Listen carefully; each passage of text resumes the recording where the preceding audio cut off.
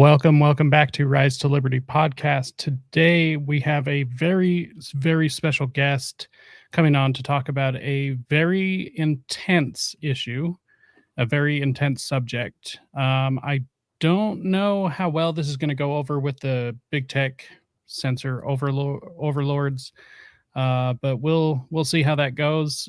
For anyone watching, this will be available on X and Rumble, YouTube. That's up in the air. But today's guest is Goel with Ritual Abuse Investigations. How you doing today, Goel? Living the dream as always. How about you? Pretty much the same. Just trying to get stories like this out there. So I want to thank you for coming on today. I know this is not a easy subject. Well, it's been 2 years of my life, and then like sexual abuse in general has been another, 21 years. So, you get kind of dead Yeah. to a degree, but I mean, this is pretty strong stuff, and it bothers me. Yeah. So what I would say to you is for your viewers, you need to be aware that some of this is going to be very disturbing and very triggering. I took great pains to limit the gratuitous detail in the presentation that we're about to see. But you should be aware of the fact that it could get pretty graphic. Yep. So anybody who feels that they cannot handle this sort of situation, it is not for everybody. And that's okay. It doesn't have to be. But for anybody that feels that they can't handle a situation like or a subject such as this, probably best to just skip this episode. So, on that note, why don't we just dive right into it? Okay, I'm gonna click present really quick. Yep, go for it.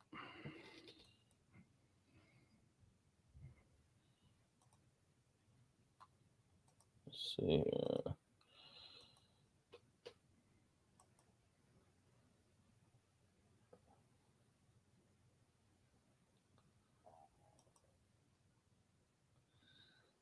Okay.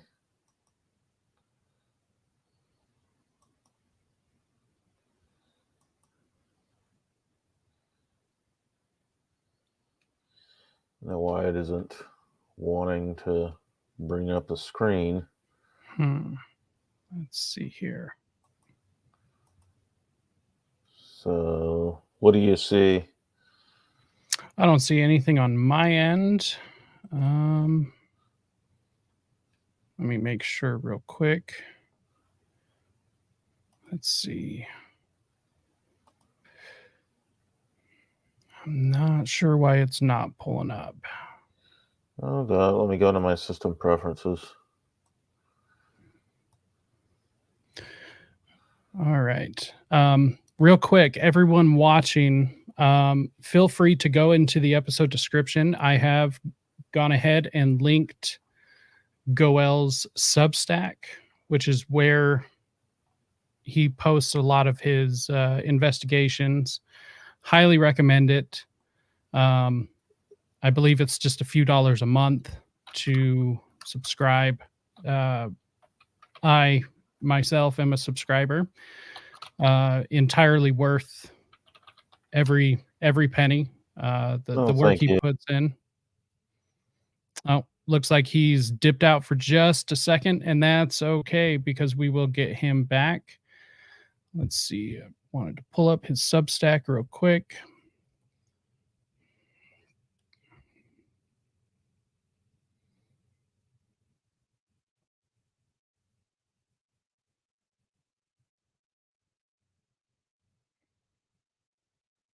Okay.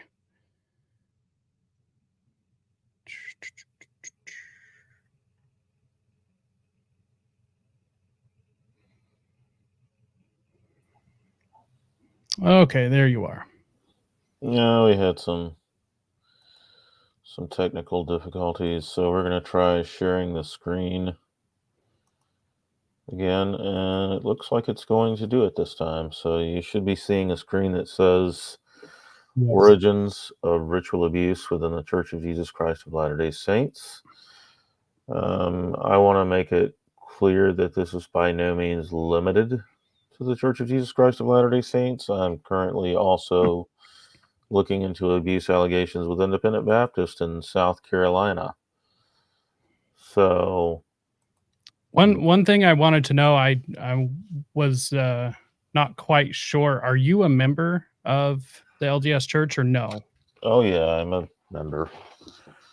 I am a member of the Church of Jesus Christ of Latter-day Saints. I am an adult convert, which Interesting. is why it irritates me so much that these people have operated within the church with impunity for decades. Yeah. So, for those of you unfamiliar with what the Church of Jesus Christ of Latter-day Saints teaches, we have a very strict rule called the law of chastity, and it says that unless you are legally married to a biological female or male, you cannot engage in sexual intercourse. It's the only appropriate context in which sex can take place. And so, what is described in the Hamlin victim statements is a blatant violation of the law of chastity. Not to mention virtually every doctrinal position that the church holds.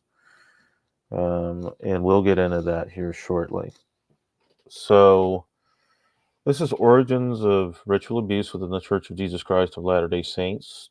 It's 10 times, and that's a reference to the number of times that David Lee Hamlin could have been arrested, charged, and convicted before the current 2 criminal cases against him in American Fork, Utah, and Manti, Utah. So I want to talk about history as light and antidote. As Latter-day Saints, we have a bit of a tortured relationship with our history. There's the official version, which focuses on those aspects of church history that are edifying and uplifting. And there's the academic version, which critiques the official version, sometimes harshly. There's the plain language of the Book of Mormon and the 1832 Book of Commandments, as well as the evolution of the Book of Commandments into the 1835 Doctrine and Covenants and subsequent editions. And then there are voluminous records of sermons and general conferences. Oh, so you're fading out a bit. Okay. And so there are voluminous records. Oh, can't hear you. You can't hear me? It says that my microphone is working. Nope, still can't hear you. At least coming through on my end. I'm not sure if any of the listeners can hear. Okay. You kind of just slow faded out. I don't know what that deal is. Nope. Let's see. Nothing. Let's check the settings.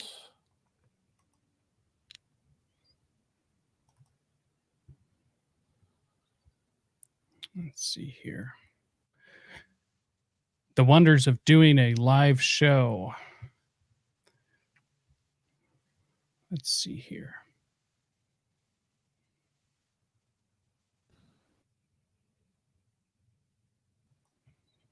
Okay. How about now? Still can't hear anything on your end. How about now? Because it's registering. Can you hear me?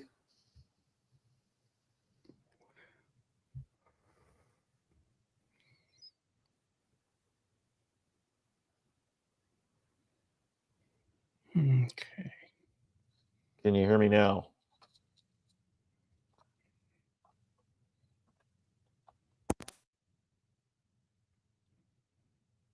Okay. Sometimes this happens.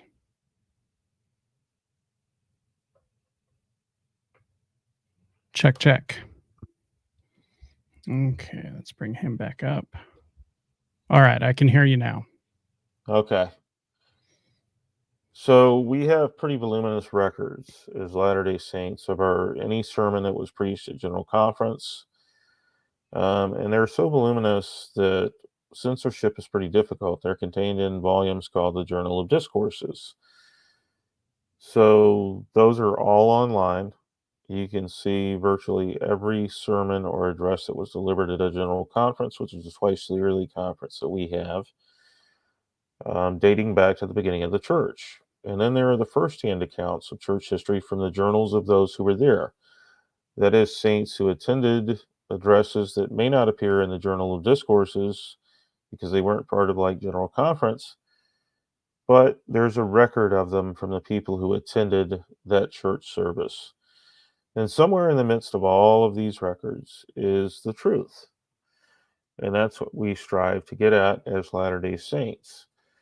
And also, I would assume, as historians. So I want to go over what I consider to be a very extraordinary statement during an extraordinary time in the church's history, and it comes from Brigham Young.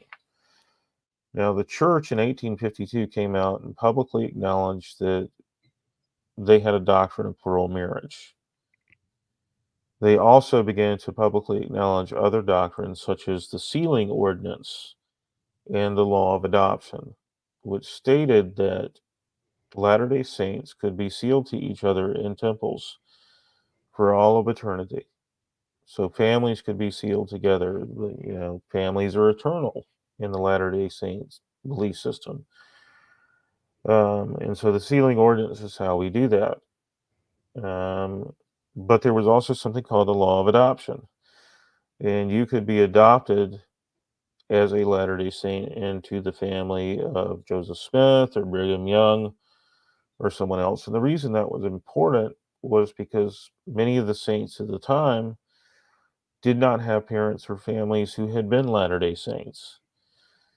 And what we believe about the hierarchy of the celestial kingdom is that Latter-day Saints must be sealed to each other in an unbroken chain back to Adam to complete the final dispensation.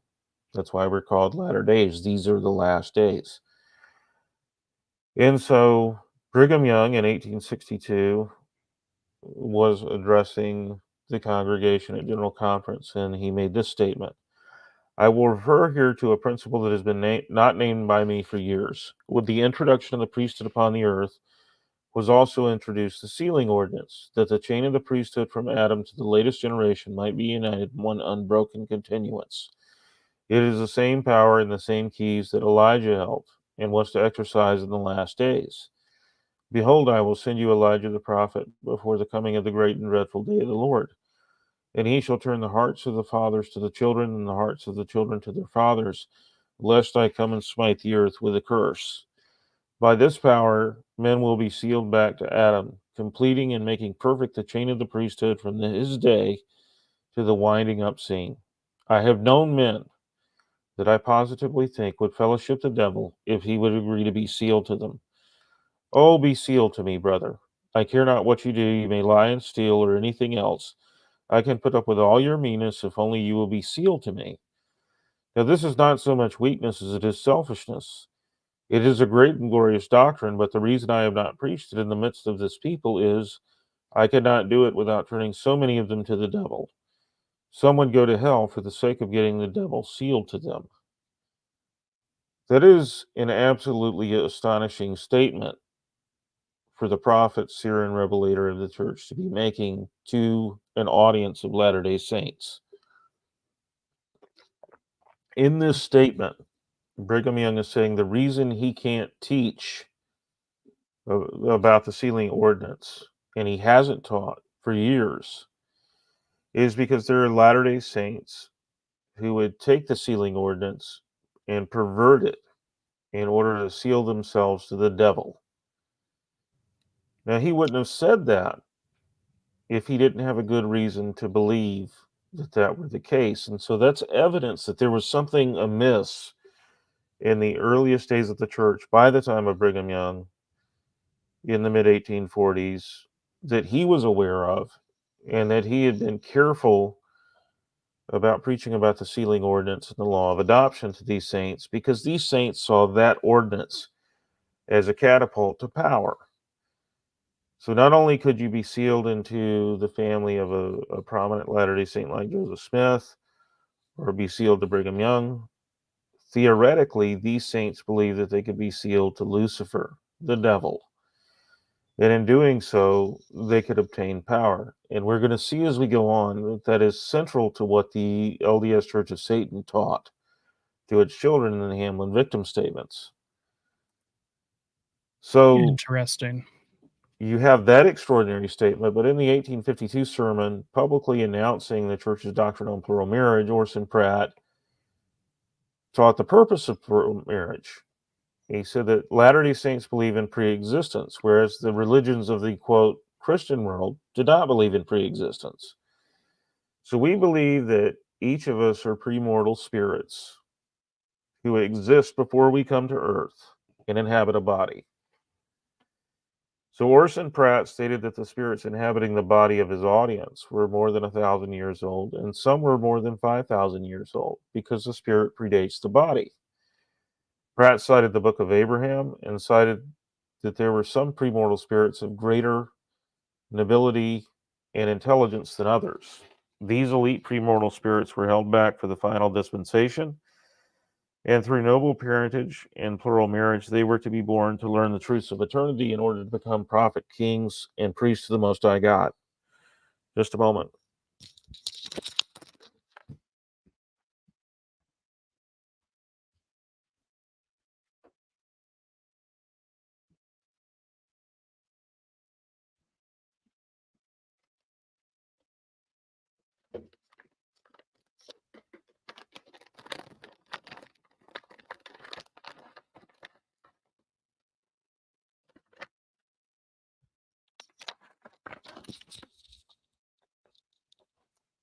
So,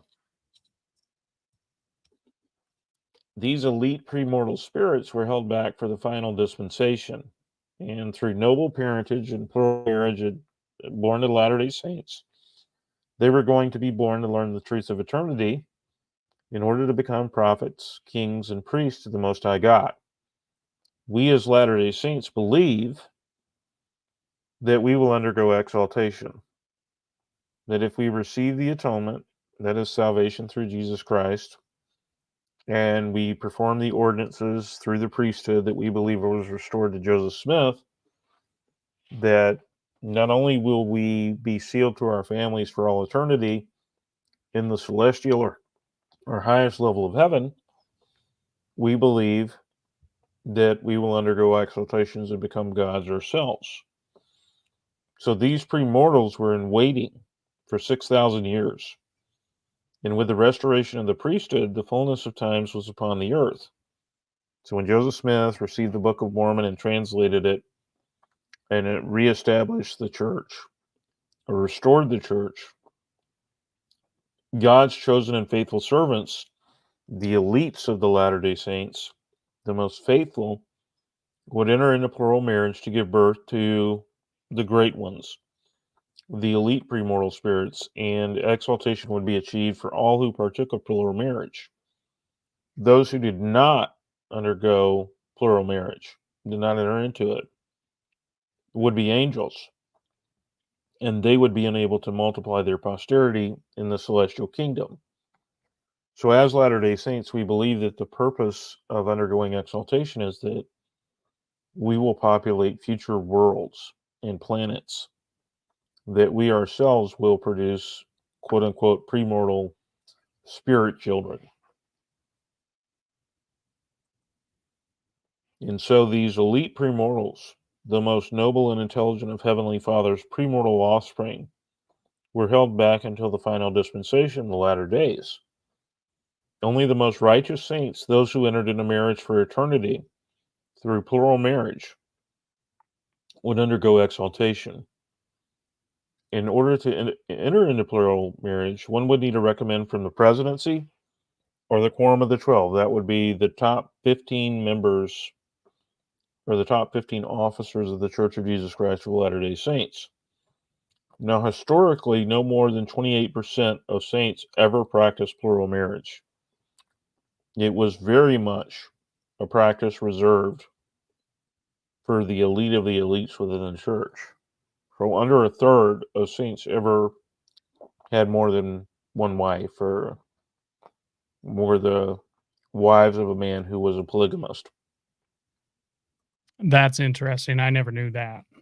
Mm-hmm. It's something that it would be mathematically impossible because men outnumbered women in the early days of the church.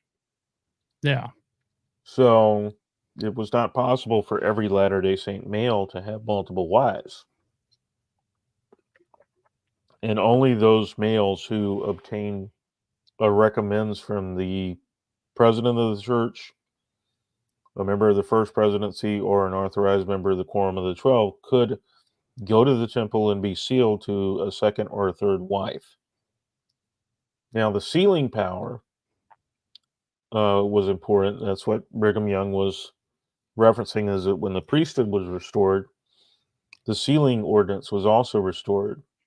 And through the law of adoption, saints were to be sealed back to Adam in order to enable the fullness of times.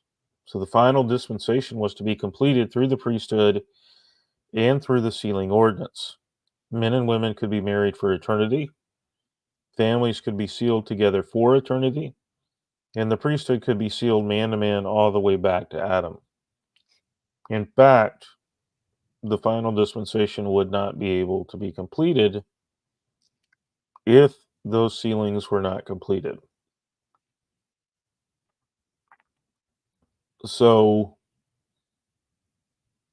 we have this confirmed in that same address by Brigham Young, that same sermon in 1862. I will refer to a principle that has not been named by me for years. With the introduction of the priesthood upon the earth was also introduced the sealing ordinance that the chain of the priesthood from Adam to the latest generation might be united in one unbroken continuance.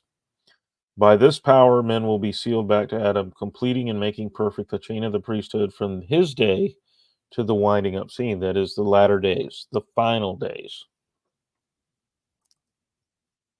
And this is what David Lee Hamlin and the Hamlin grandparents on both sides were teaching their grandchildren within the Hamlin Church of Satan. We were taught our families were of a royal birthright and among Lucifer's elect and elite in the premortal world. Grandpa and Grandma Anderson especially stressed this about their superior generational lines.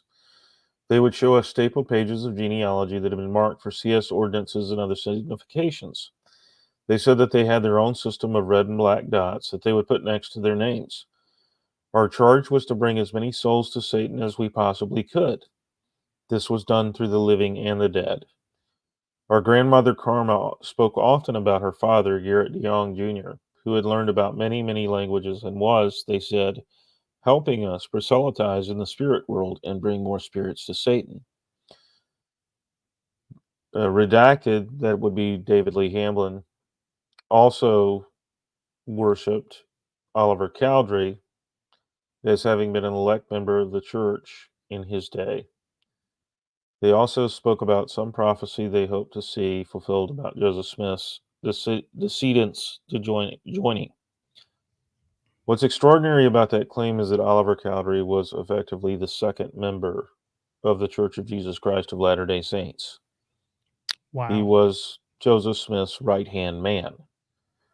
Now, there's no proof of that, but the claim itself is extraordinary for the reason that I just outlined. Now, if some saints didn't believe that they could seal themselves to the devil, or they weren't inclined to try to do that, if they didn't see the sealing ordinance and the law of adoption as a path to power, Brigham Young would have had no reason to hesitate when teaching the law of adoption and the sealing ordinances. He would have had zero reservations about publicly preaching it in explicit detail to all saints. The reason Brigham Young addressed the issue was because it was an issue, even at the time of the April 1862 General Conference. When he stood up to address the assembled saints, he knew that there were saints who saw sealing themselves to the devil as a viable course of action. They were going to pervert those temple ordinances because they believed it was their path to power. This is what the Church of Satan's lore is with regards to Lucifer. Lucifer was the firstborn of God's children, the eldest prince, older than Jehovah, and it was his birthright to take God's place after this experience on earth. He had a great deal of power and authority in heaven, and had many influential and mighty spirits who served loyally under him in the organization of gods. God wanted all his spirit offspring to follow his progression and become gods like him.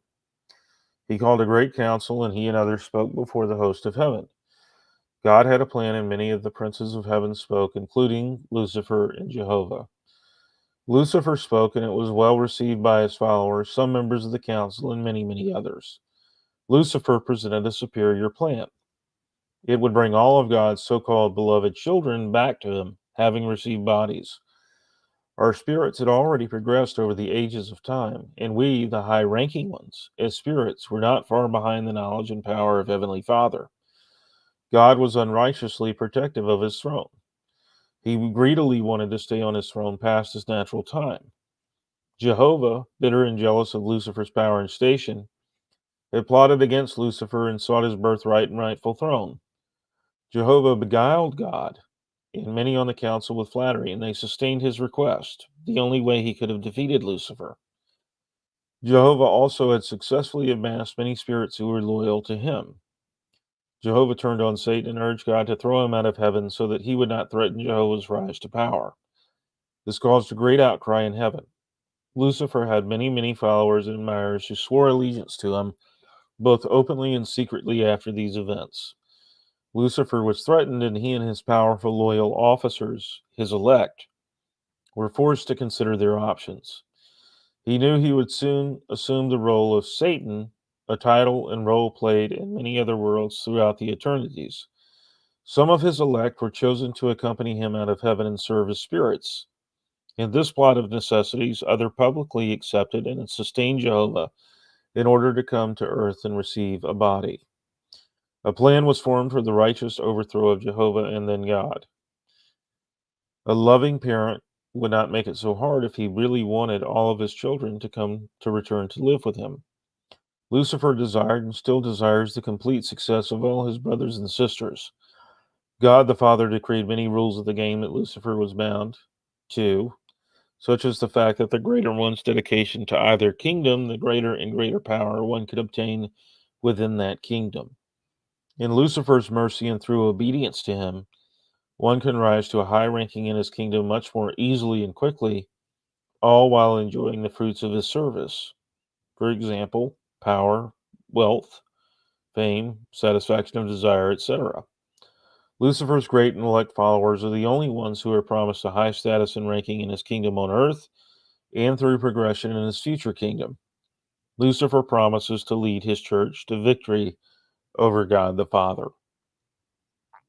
So, in essence, the Church of Satan inverts LDS teaching on God, on Christ, on Lucifer.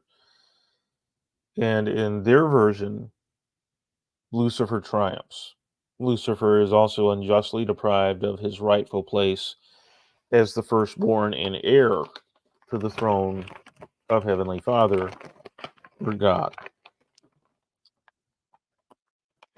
So, in your opinion, where did it really begin at the beginning of the church? I guess your speculation at this point. Where do you believe that this really began in the church? It's hard to say specifically, but I would say that there were people who infiltrated the church from the beginning. You know, the devil takes aim at any righteous endeavor, and he seeks to undermine it. Yeah, he has no creative power of his own. He only has the power to destroy.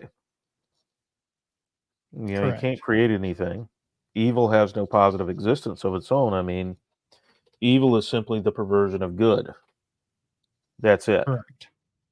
And so what I believe is that when he saw this nascent church in its, you know, in the genesis of its existence, he would have attacked it. He would have sent people to attack it.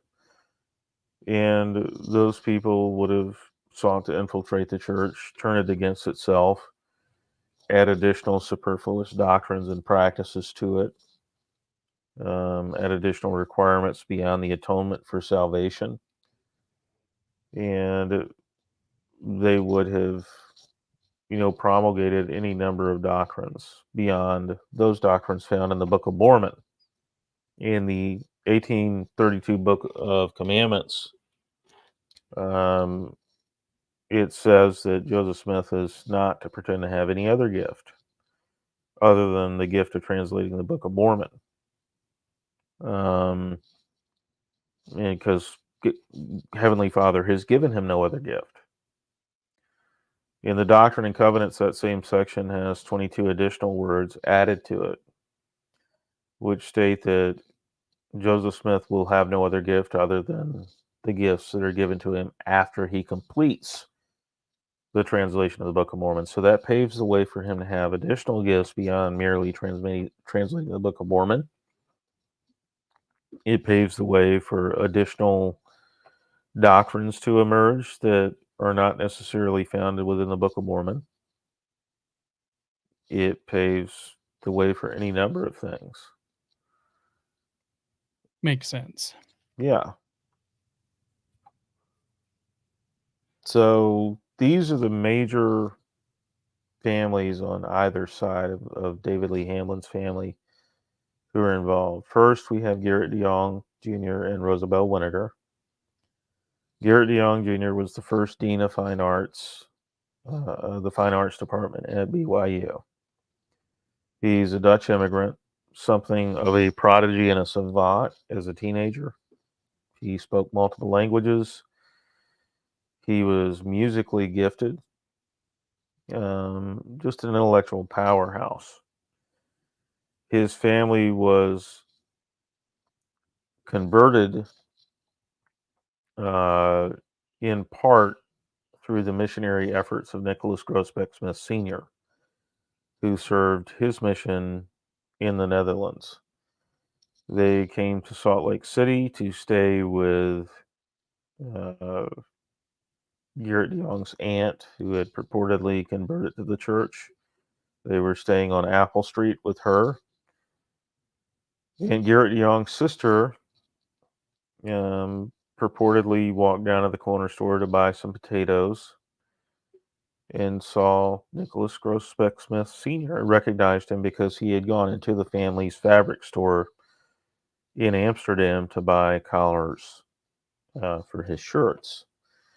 And so the DeYoungs and Nicholas Grosbeck Smith knew each other from his mission in Amsterdam.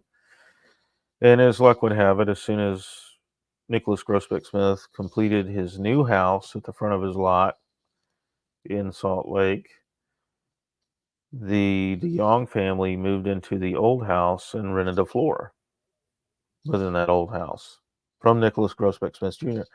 They lived right in his backyard, literally. And then, of course, Garrett DeYoung Jr. married Rosabelle Winiger, producing Belle Felice Van Wagenen. She married Dean Van Wagenen. There was Nola DeYoung, who married Clyde Everett Sullivan, a clinical psychologist. There was Karma DeYoung, the youngest, who married Richard Lloyd Anderson, a professor at BYU, and also a Harvard-educated attorney.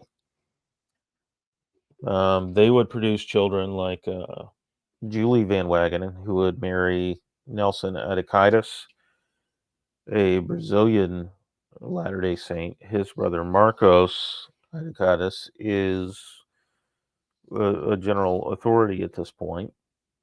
There's Norman and Cindy Van Wagenen. Norman is the son of Dean and Belle. He married Cindy Van Wagenen, who later died of cancer. Both Julia Nelson and Norman and Cindy are named as members of the Church of Satan and attendees at Church of Satan ordinances where the Hamlin sisters were abused.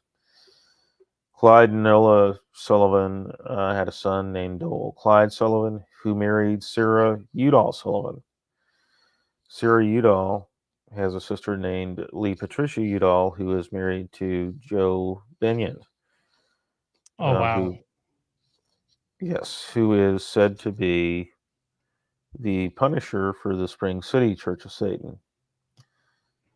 She is David Lee Hamlin's fourth cousin as well, both she and her sister. So the family ties are there, which is exactly what the Hamlin sisters are alleging. There's David Lee Hamlin and Roselle Stevenson. Roselle was the only biological child of Richard Lloyd and Karma Anderson. The other children were adopted. There's Nathan and Linda Anderson. Linda's maiden name was Colquitt. There's Garrett and Carol Anderson. I believe Carol's maiden name was Young. And then there's Shondell Anderson, who is married to a man named Michael Smith. And so this is the DeYoung side of the family. Now we get to the Hamlin side of the family. We have Robert Lee and Mary June Adams Hamlin. Here we have the wedding photo with the family in attendance for Stephen and Jeannie Rosa. There's Robert Lee Hamlin. There's his wife, Mary June Adams Hamlin. There's David Lee Hamlin. There's his older sister, Carol Hamlin. That is either Cree Hamlin or Susan Hamlin. I believe it's probably Susan Hamlin, who goes by the name Suki. And then there's David Lee Hamlin's wife, Roselle Anderson, who is now Roselle Stevenson. And this is the photo from the wedding day of Craig and Suki Christensen. So I'm going to correct that typo. That bugs me. And the prior reports here of sexual abuse date back to 1999. So the Provo Police Department has a report number 9906053, which contains allegations of forcible sexual abuse of a child and references a slick sheet from DCFS regarding the allegations. A CPS worker, Debbie Young, conducted a single interview of two Hamlin daughters. And she said that the sisters did not disclose abuse, but one did say, people who talk about bad things are bad. So Detective Bud Walker recorded the allegations as unfounded. On June 13th, 1999, David Lee Hamlin admitted to the Provo police that peyote located in his home by his daughters belonged to him. Peyote is a Schedule I controlled substance under state and federal law. Possession of it is a felony. And his daughters, Rachel and Eliza, went into his home while the Provo police were sitting on his lawn, located eagle feathers and a single button of peyote, and turned it over to the police.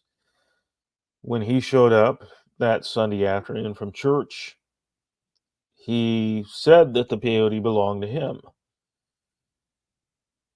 They did not immediately arrest him and take him into custody.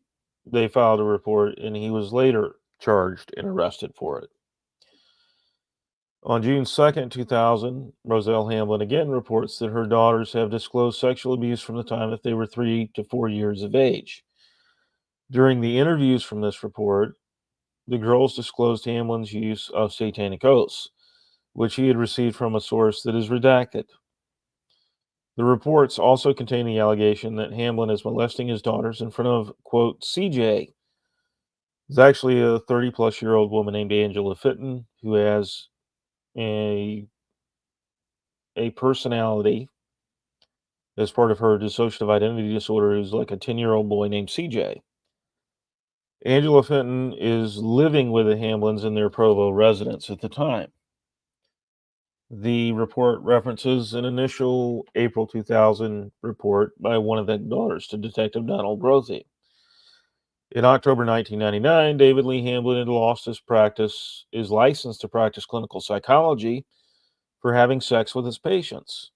But despite all of these factors, despite the fact that we knew that David Lee Hamlin was a predator who had had sex with mentally ill patients, In 2001, Utah County Deputy Attorney John Allen declined to prosecute the case involving the Hamlin allegations of sexually abusing his daughters, which also included allegations of domestic violence. In the June 13, 1999 incident, during which David Lee Hamlin admitted to possession of peyote, wildlife officer Dave Hintz arrived on the scene. He was there to collect eagle feathers that were illegally possessed by Hamlin. Hamlin would poach deer and other wildlife for his Native American religious ceremonies. Hintz's brother Wayne Hintz later married Hamlin's sister Kristen Hamlin, aka Kristen Cree Tuttle, in 2017. Wayne Jones Hintz also founded Tatea Topa Native American Church, or Four Winds Native American Church, with David Lee Hamlin in 2011. The church that Hamlin founded after falling out with James Warren Flaming Eagle Mooney of the Oklahoma Native American Church. So that's going to make this next bit of information a bit curious. Dave Hentz's remarks to the Provo Police Department during the 1999 peyote incident are as follows. Officer 1 Hentz stated that they had dealt with Suspect 1, David Lee Hamlin, on several occasions before, and it was proved that in their previous court proceedings he was not part of any Indian tribe or Indian religion. I explained to Suspect 1, David Hamlin, that my report would reflect what he stated and that I would be forwarding it for the charges. Interesting. Now, here's Wayne Hentz's obituary recounting his relationship with Cree Hamlin. He met Kristen Tuttle in 2017, who was on a journey to Hill. It turned out he grew up with her extended family in Provo and knew them better than she did. They had much history in common. Seeing his deep wounding on their first meeting, she offered resources for Wayne to look into, including Native American spirituality who worship Mother Earth, something he truly resonated with. She asked him if he was this open-hearted and vulnerable to all his dates to reel them in.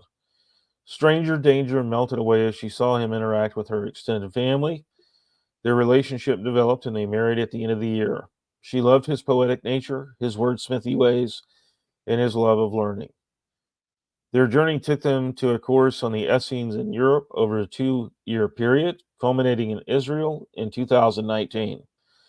This course opened them up to numerology, astrology, the apocryphal text, tarot, and voice healing.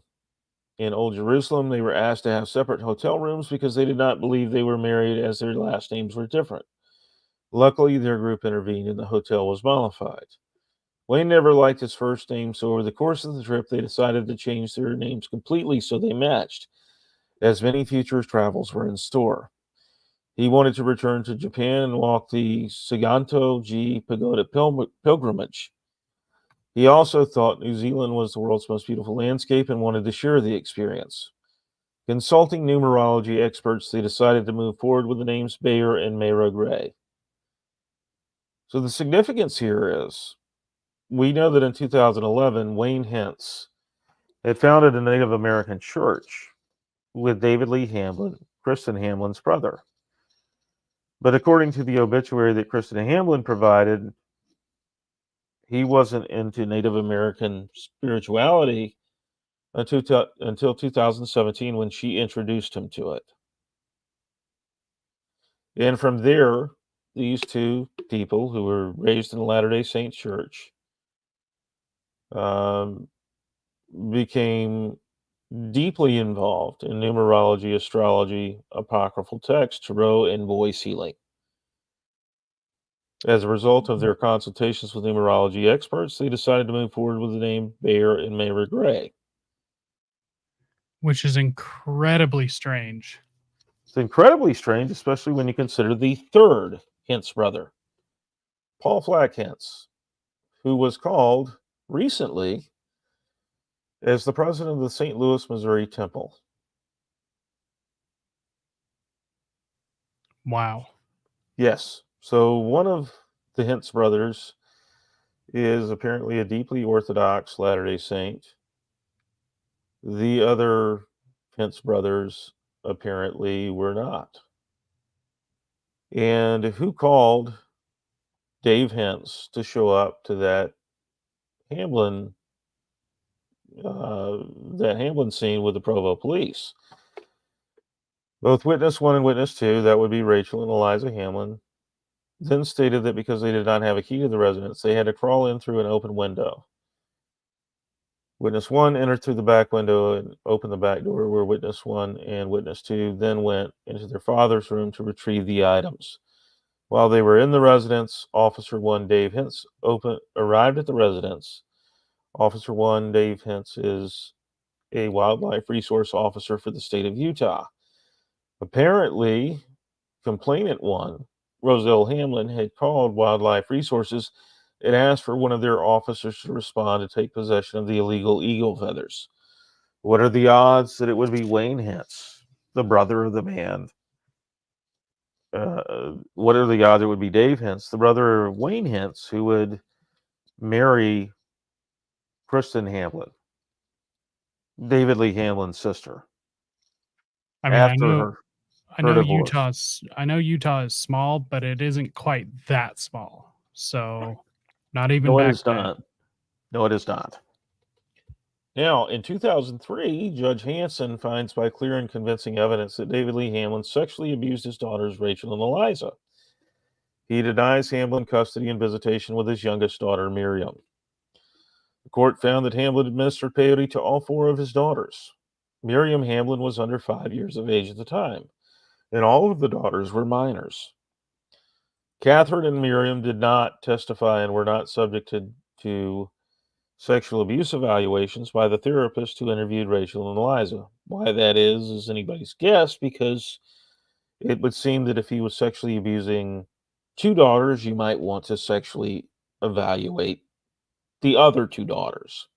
Correct. But they didn't.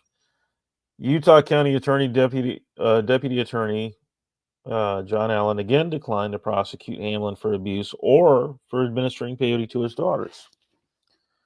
When you administer a Schedule 1 controlled substance to your minor children, you are committing a felony.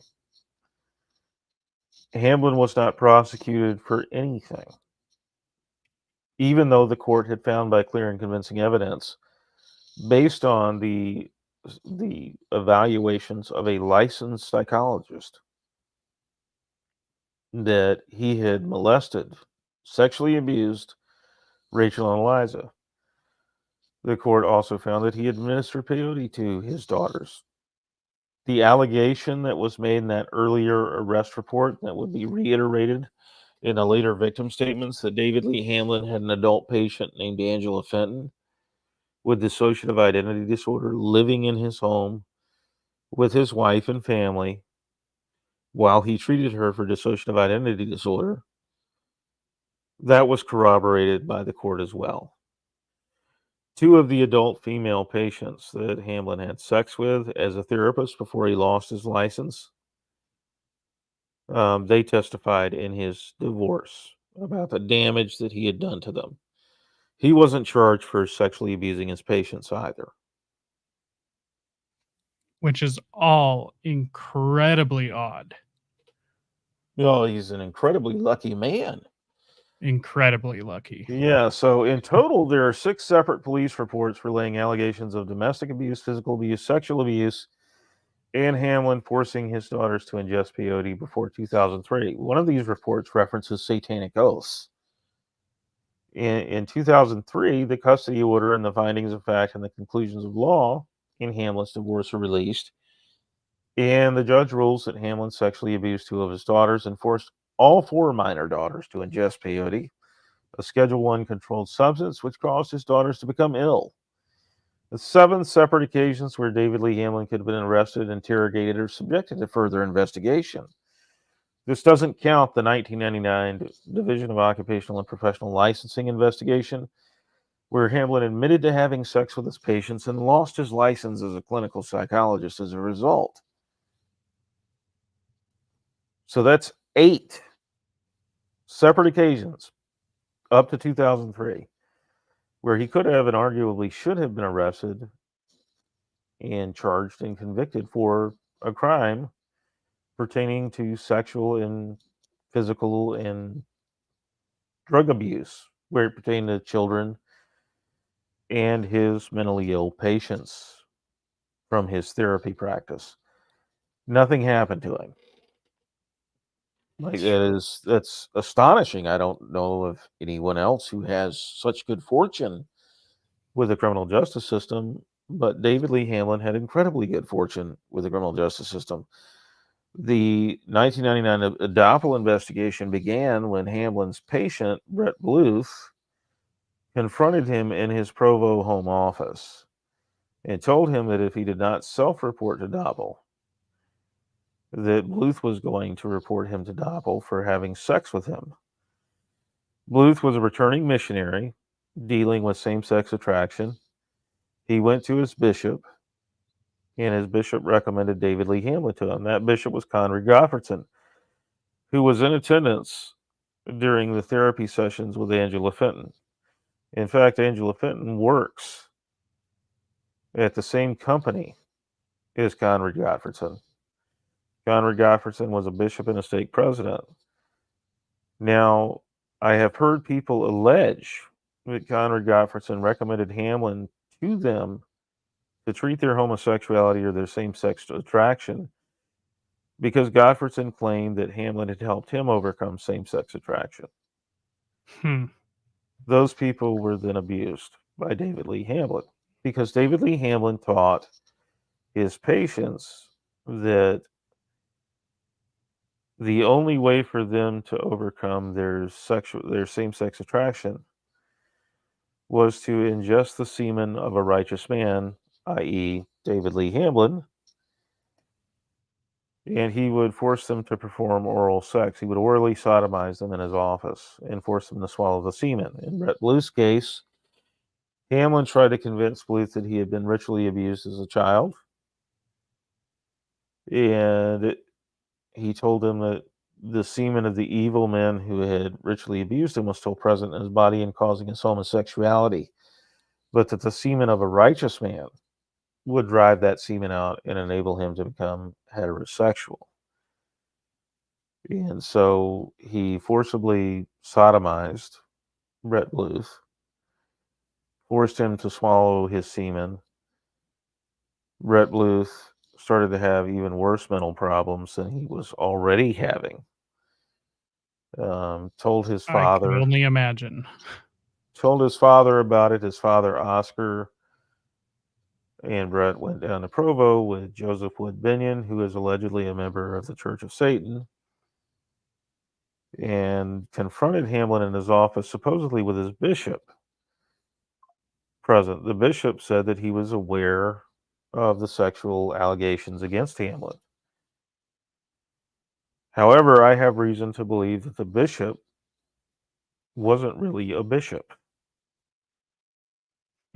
Apparently, Hamlin was rather fond of having another man named Gordon Stewart Bowen sit in his office and pretend to be a bishop. Gordon Stewart Bowen is an advertising executive who would be excommunicated from the church in 2003, in part because he made thousands of calls to gay escort services while married to Barbara Timothy.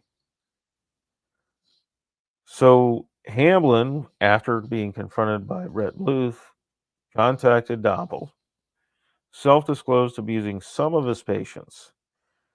Doppel did not explore beyond the patients that Hamlin confessed to abusing. They didn't interview the rest of Hamlin's patients. This is important because one of those patients, Tobias Schroeder, came forward as an adult and alleged that Hamlin had abused him as a child who was a therapy patient. Schroeder had been sexually abused by a teenage boy in another state. His parents had not realized this until they came back home to Spring City.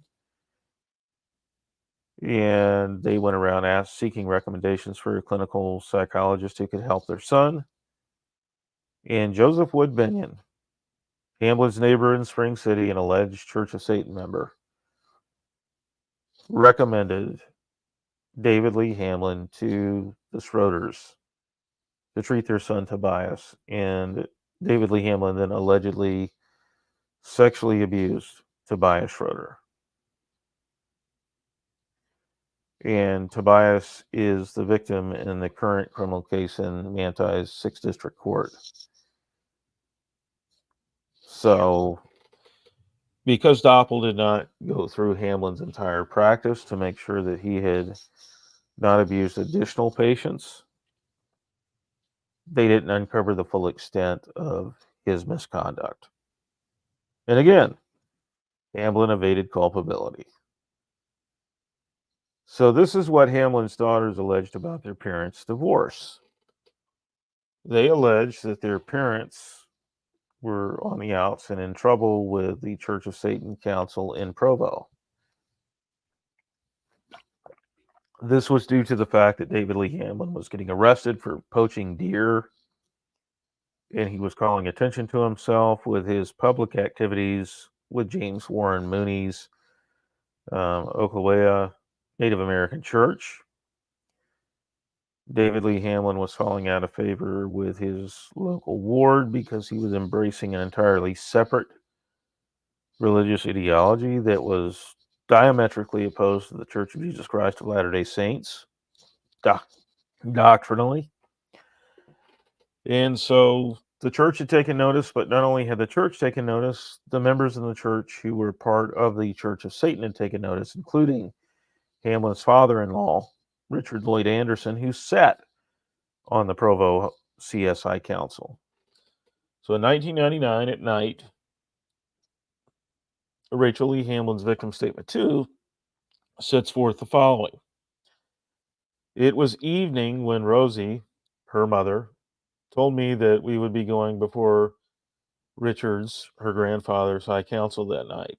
I tried to ask her questions about it, but she would only say that Aunt Suki and Uncle Craig would be there, as well as many friends and neighbors, and that she and David were driving separately.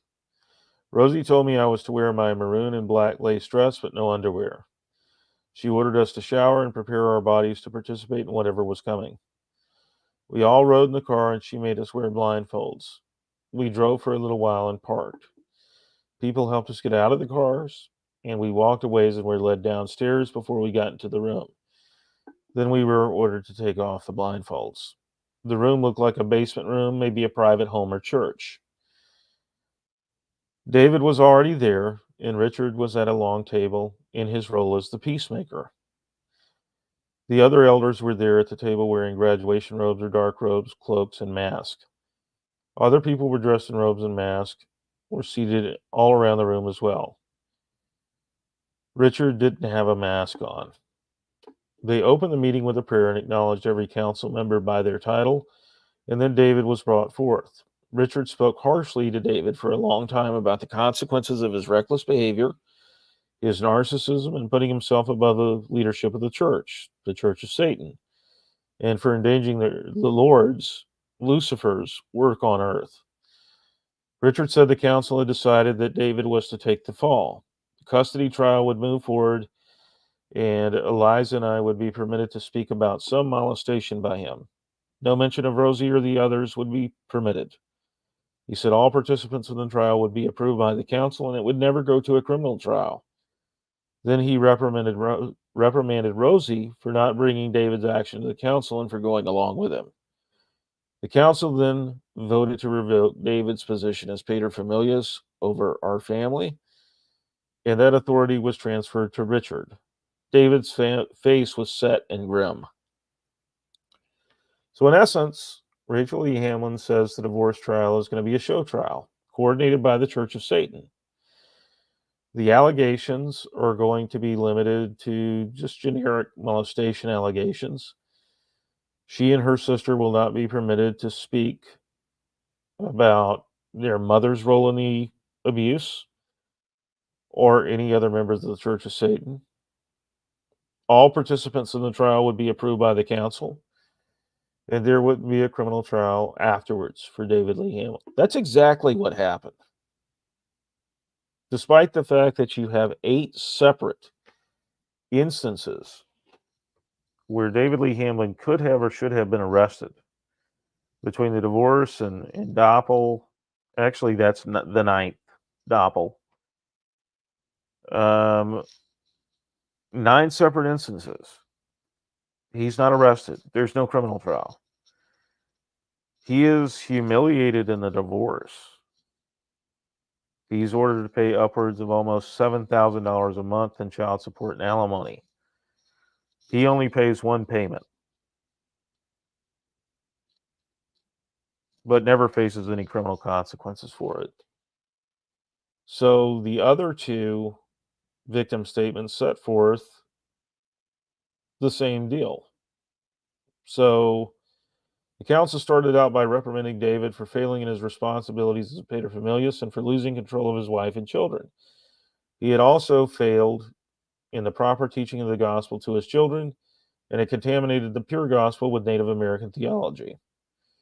They told him he had gotten out of hand and sloppy in his observance of the gospel, and that he had built up a kingdom unto himself without the permission or approval of the council. His wife and children would be reassigned to Richard as the new paterfamilias. So basically,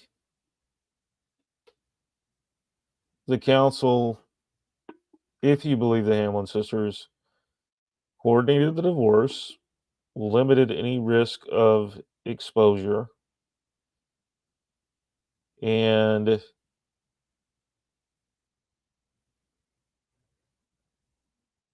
that was that. According to Catherine Hamlin, victim statement 3. Richard, told while Rachel and Eliza could talk about him having sex, him being David Lee Hamlin, with them, but to use the term molest and not anything connected with the spiritual aspects or ceremonial aspects of the sexual acts. He told my sisters that we could never talk about anything we had experienced with each other or with anyone else. It's exactly what happened. The divorce contained no mention of ritual sexual abuse or ceremonial sexual abuse, which strains credulity because the earlier police reports mentioned satanic oaths and ceremonial and ritualistic aspects to the sexual abuse. But in the divorce, that's completely stripped out in the custody hearing. So their grandfather, Richard Lloyd Anderson, a Provo High Council member within the Church of Satan, stated that the divorce would be stage managed. Rachel and Eliza Hamlin were allowed to testify about being molested by their father, but they were banned from talking about any ritual abuse or ceremonial aspect of the abuse or any of the other members of the group, including their mother. Catherine and Miriam were not allowed to testify or speak. David Lee Hamlin would be humiliated, but the council would ensure that there would be no criminal trial. That's exactly what happened. So you have a situation where in the later Hamlin victim statements from 2013, within the 2012 to 2014 criminal proceeding against Hamlin, which is the 10th opportunity to deal with David Lee Hamlin, nothing happened to him. All of a sudden, that's placed into a context it's horrifying. I was able to obtain the Hamlin custody hearing, the custody order, findings of fact, and conclusions of law. I obtained that document. In that document, the court limits culpability for the girl's chronic truancy because they're being kept home to help Hamlin with his therapy with Angela Fenton, even though they're children. It limits the culpability for the peyote, the forced peyote consumption, and it limits the culpability for the sexual abuse to David Lee Hamlin alone. Roselle Hamlin was a homemaker. She had no employment outside of the home. So the idea that she was completely ignorant of or not involved in the abuse of her daughters is patently absurd. By her own Agreed. admission in the police reports, she was there when David Lee Hamlin administered peyote to her daughters. She didn't go to the police at the time. She didn't physically try to stop him. She ingested peyote herself in those ceremonies. So, what the Hamlin sisters allege in their victim statements is exactly what happened. Their father had 7 separate instances where he was reported for abusing them, including administering drugs. He was not prosecuted. Their father admitted to having sex with his patients, some of whom were mentally ill. He wasn't prosecuted. Doppel didn't look into any other patients other than the ones that Hamlin self-disclosed as his victims. And then there's the 9th instance, which is the actual custody hearing. So 9 times he's exposed for what he did. He's not prosecuted or convicted for any of those instances. And the crimes stay consistent throughout Yes. every instant. Mhm. He's mixing sexual abuse with the consumption of peyote in a therapeutic setting. In addition to 2 separate declinations by the Utah County Attorney's Office between 2000 and 2003, David Lee Hamlin managed to avoid paying child support and alimony. On February 17, 2011, Roselle Stevenson contacted the Provo police to file a complaint for criminal non-support against her ex-husband, David Lee Hamlin. Hamlin was reportedly $270,000 in arrears on child support and alimony.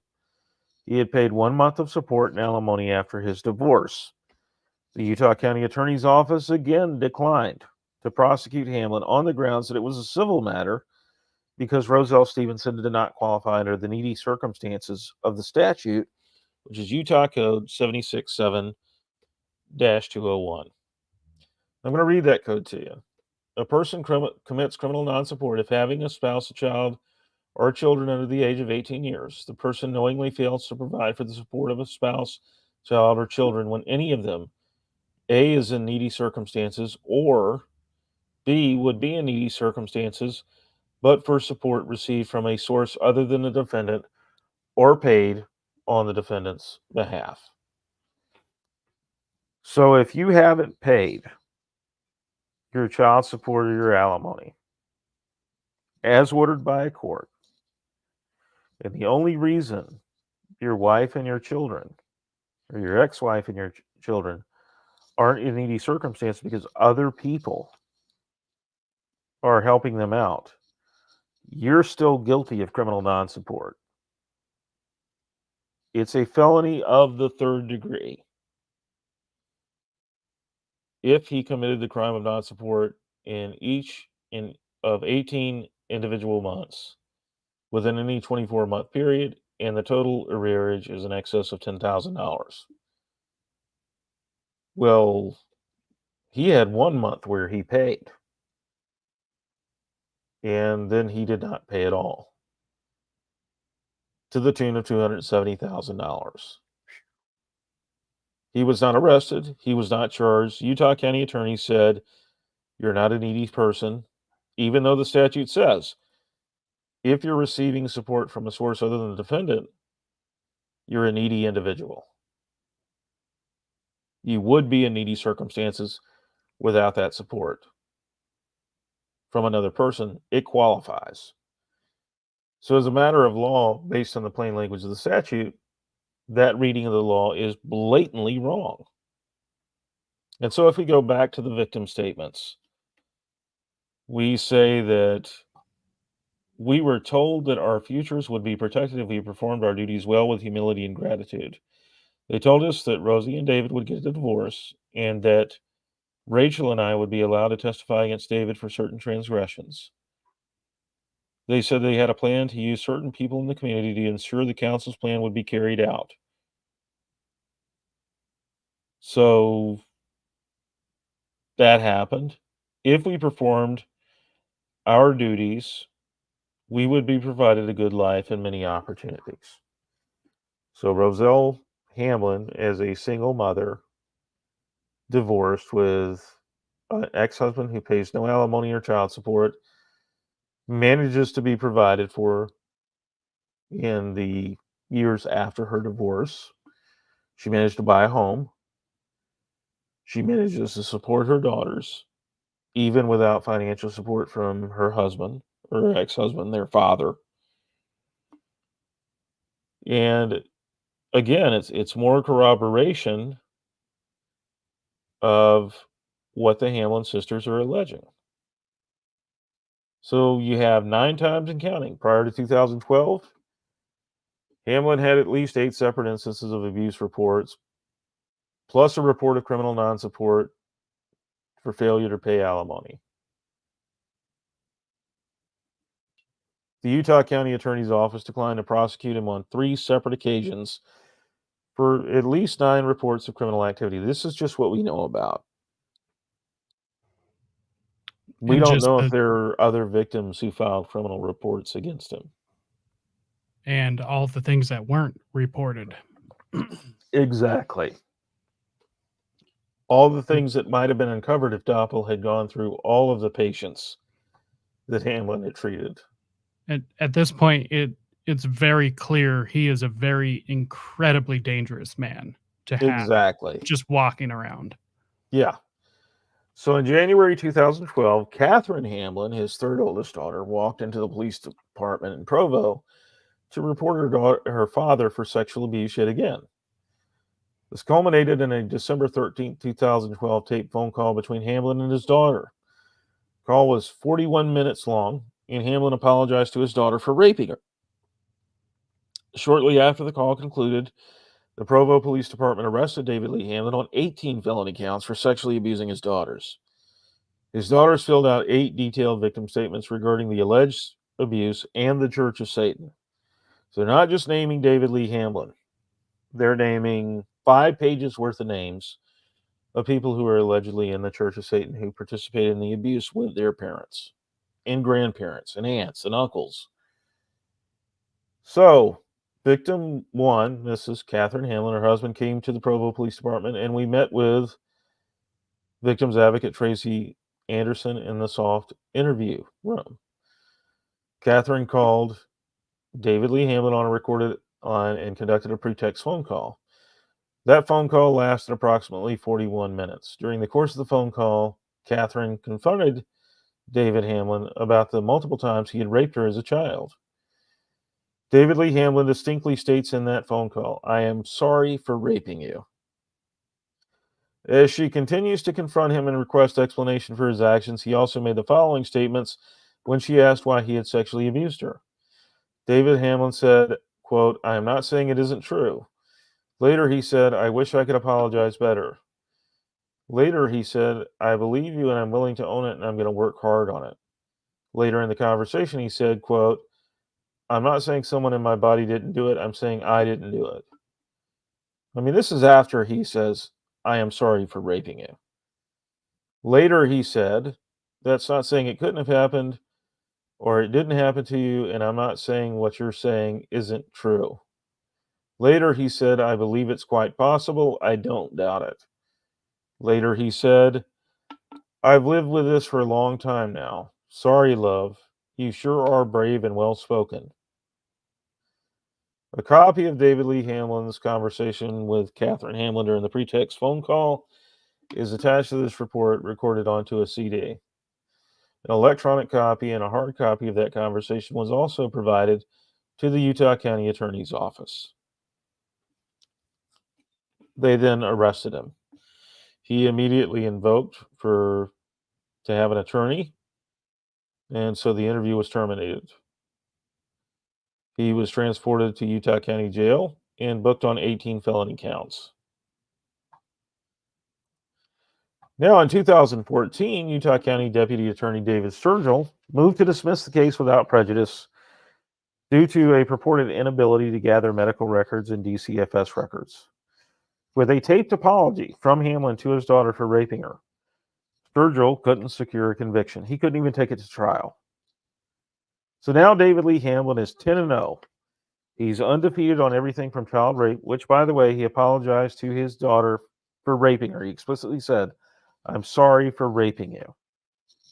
So he gets off on that, He's undefeated on everything from child rape to criminal non-support to felony drug possession and administering a drug to his minor children. There's nothing in the record to suggest that the Provo Police or the Utah County Attorney's Office questioned any of Hamlin's alleged accomplices in the Church of Satan during the 2012 to 2014 case. Those names fill up 5 pages. So here's another additional bit of corroboration. Hamlin's brother-in-law, Timothy Nathan Tuttle, married to his sister Kristen Tuttle, he was convicted of molesting his adopted stepdaughter. He pleaded guilty to 3 misdemeanor sexual battery charges, with the prosecution dismissing a felony forcible sexual abuse charge. The prosecution gave him this plea deal, even though in 2015 he admitted on a phone call to Chet Watcutt, the detective, that he had grabbed the breast of his daughter on 5 separate occasions. So he has confessed to forcible sexual abuse, which is a felony, and the prosecution still cuts him a plea deal. Reduces it to 3 misdemeanor sexual battery charges. Now, he's terminally ill with throat cancer, and he died shortly after his conviction. But here's the kicker. In his obituary, his funeral was held in an LDS meeting house. He wasn't excommunicated. He died as a member. And he was buried as a member. This is Sterling Van Wagenen. He's David Lee Hamlin's in-law through his ex-wife, Roselle Stevenson, whose uncle, Dean Van Wagenen, was Sterling's uncle. Dean Van Wagenen is also David Lee Hamlin's uncle-in-law. Sterling co-founded Sundance Film Festival with Robert Redford, and he produced Temple Films for the church. He also sexually abused at least 2 children, and he was convicted for the abuse of one of those children. He received 2 6-years-to-life prison terms. He was not convicted for molesting a man named Sean Escobar, even though Escobar purportedly recorded him apologizing for the abuse. David Lee Hamlin was also Sterling Van Wagenen's therapist in 1993.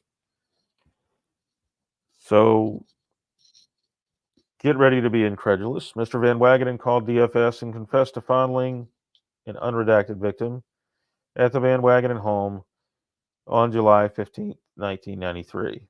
Mr. Van Wagenen is currently a patient with David Lee Hamlin in Provo, Utah. It is unknown if the victim and his parents will be cooperative toward the investigation. Well, you don't need them to cooperate. He told you what he did. Mm-hmm.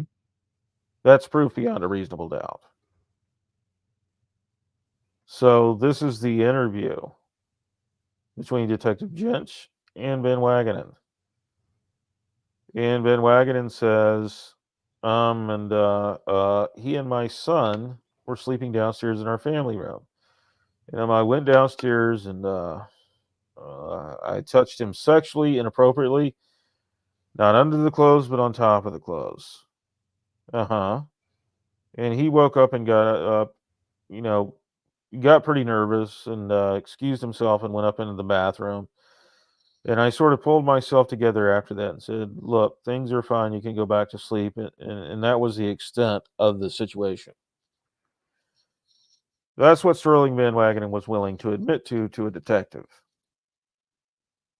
It's still a crime. It doesn't matter if you touch him on top of the clothes or under the clothes. It's a crime. That's a child that you sexually fondled. He wasn't convicted for molesting the boy, even though he confessed to it. Not only to Detective Jench, but also to DCFS. These are Joseph Wood and Lee Patricia Binion.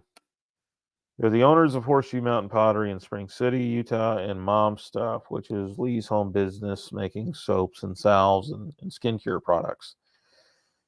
They are also alleged members of the Church of Satan, and Joe is accused of serving as the Punisher of the CS Council in Spring City, Utah, back in the day, in the 90s, when David Lee Hamlin had a home in Spring City. Lee Binion is David Lee Hamlin's fourth cousin. Her sister, Sarah Udall, married Roselle Hamlin's cousin, Noel Clyde Sullivan. Their brother, Noel Addison Udall, committed suicide while a freshman at BYU. He took a .22 pistol and shot himself in the head.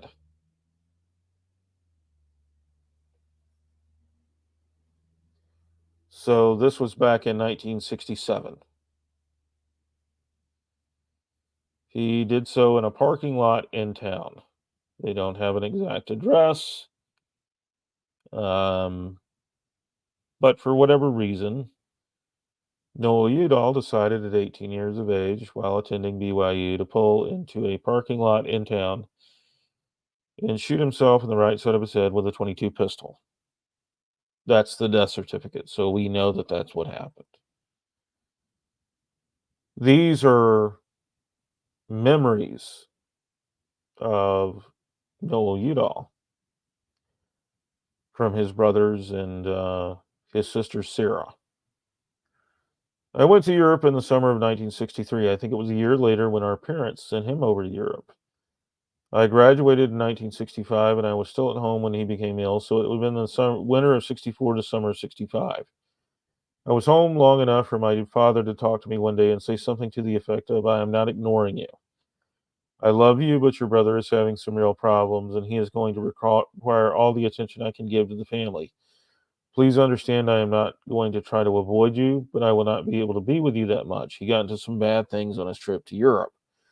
Dad was busy and didn't do a lot with him, so it was okay, and I understood he was worried. Noel needed his help. My trip was a chaperone bus trip. I think Noel's was not. I think he traveled less, if at all. I think he was in one spot long enough to get into trouble. It was my impression that he had tried drugs, alcohol, smoking, and sex, but I am not sure. However, it is very plausible it does go with the illness. He would have been about 15 years of age.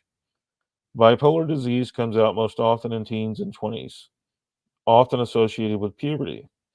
However, it can occur at other ages. There are several subcategories identified now, but the classic cycling is from profound depression to suicidal depth to delirious mania. There is a phase called hypomania. Not every time or every person with the disease goes into a psychotic mania, losing contact with reality. Many stop in what is called hypomania. It is characterized by euphoria, inappropriate confidence, and the ability to do anything. That's where I cut the excerpt off. That's what his brother had to say about it. So at 15 years of age, Addison Udall, his father, sent Noel Addison Udall to Europe on an unchaperoned trip. Noel Udall then apparently tried drugs, alcohol, smoking, and sex and came back as a bipolar individual who was mentally ill.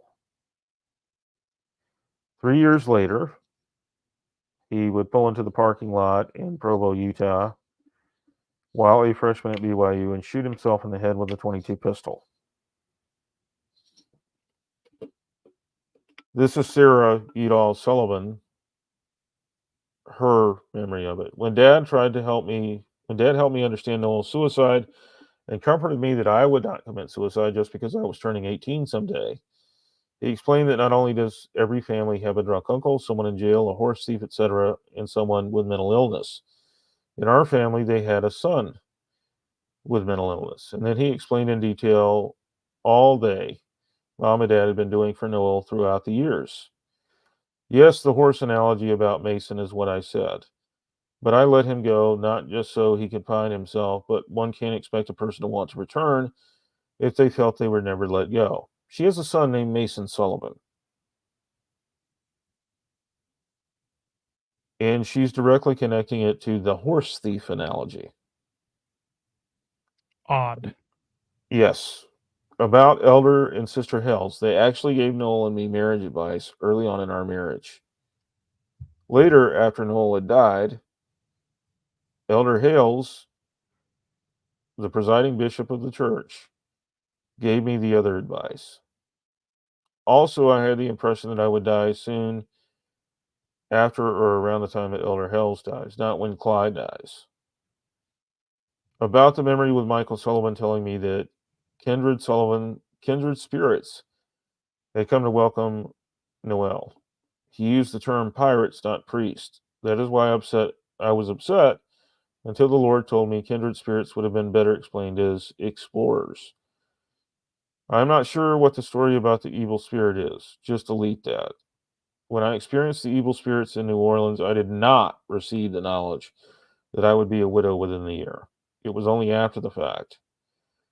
When I was wondering one day why I had that encounter with the evil spirits, that one reason I did was so I knew I would always be protected by the priesthood, even as a single woman. Thank you, Mark, for taking the notes and for letting me read through them. I hope these corrections are easy for you to make. So in this memory, she doesn't really talk about Noel Addison Udall. She talks about her encounter in New Orleans with evil spirits. She refers to her son, Mason, as a horse thief and says that she let him go so that he could find himself and that he would want to return. Hmm. So there's a lot of things in these two memories that are placed on Family Search by the family that are incredibly odd and completely atypical of what you would typically see on a Family Search page maintained by a deceased person's family. Then there's the additional Benyon and Roselle Hamlin connection. Roselle Hamlin played in a musical group in 1969, Ars Pro Gaudio, and she played the recorder. They played Shakespearean and Elizabethan and medieval music.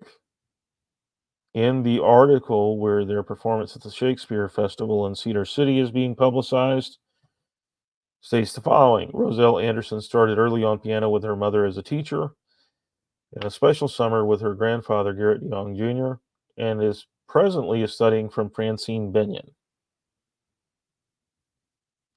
Francine Benyon is Joseph Wood Benyon's aunt by marriage to Robert Canyon Benyon.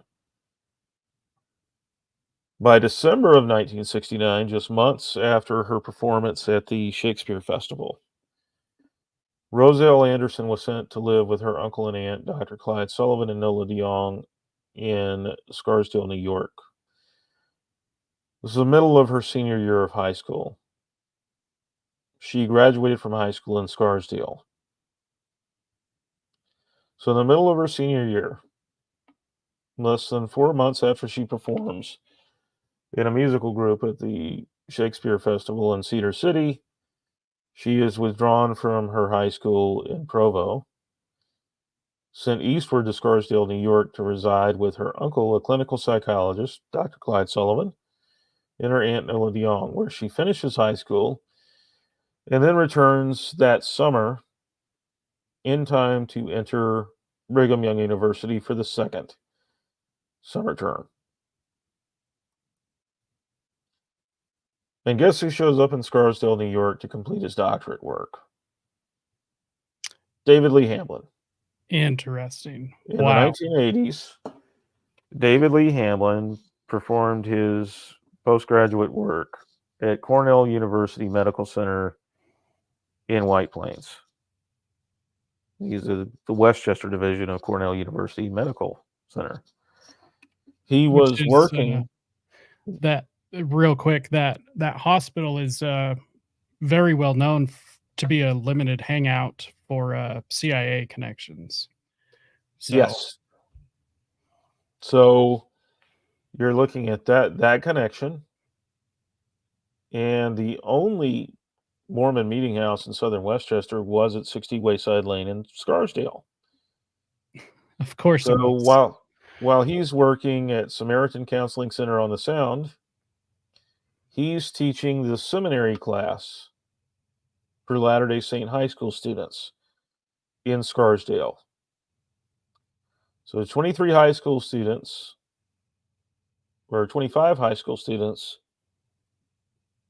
meet every morning at 6:30 a.m.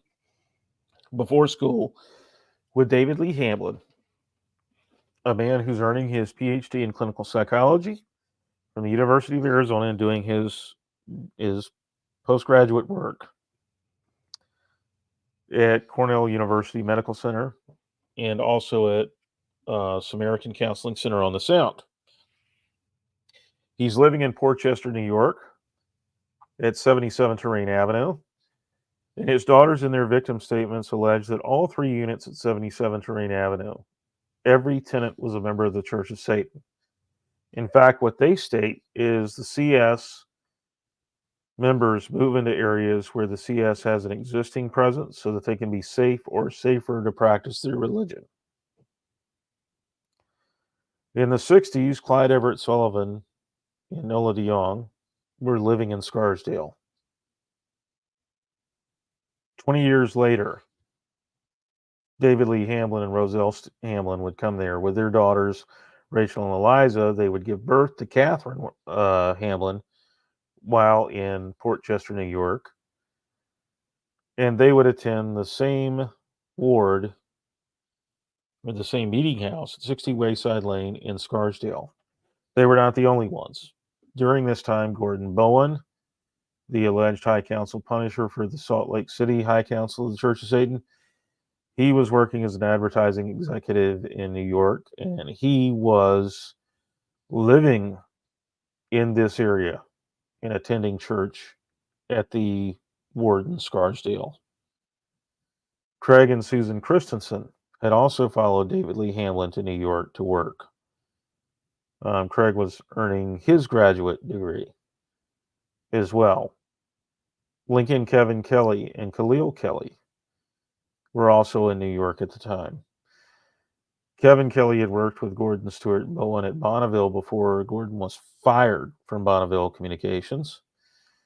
He then followed Gordon east to work for Ogilvy Mather, an advertising agency in New York City. What a coincidence that they're all in this area and all attending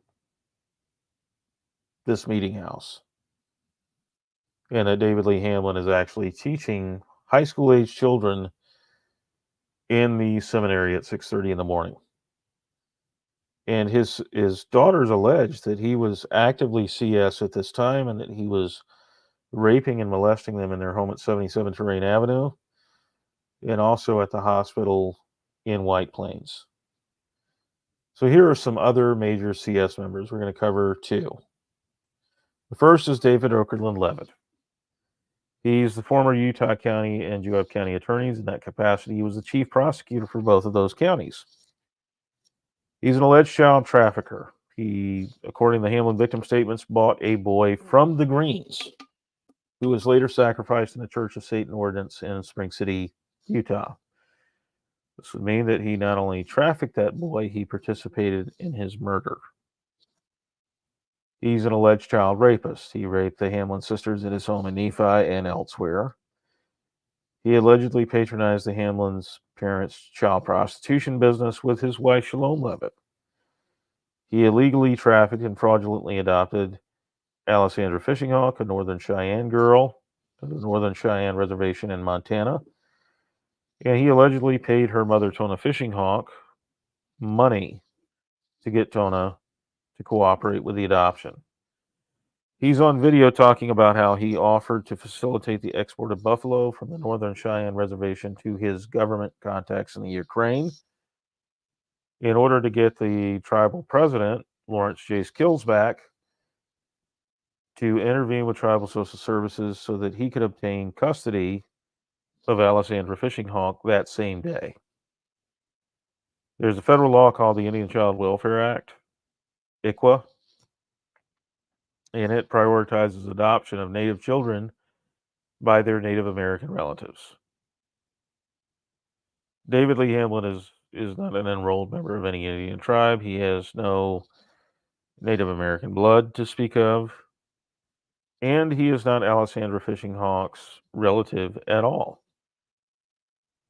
He tried to purport himself to be her great uncle because his in laws, Karen and Clyde Eastwood, had fostered Alessandra's grandmother, Mary Medicine Top, through the Indian Placement Program.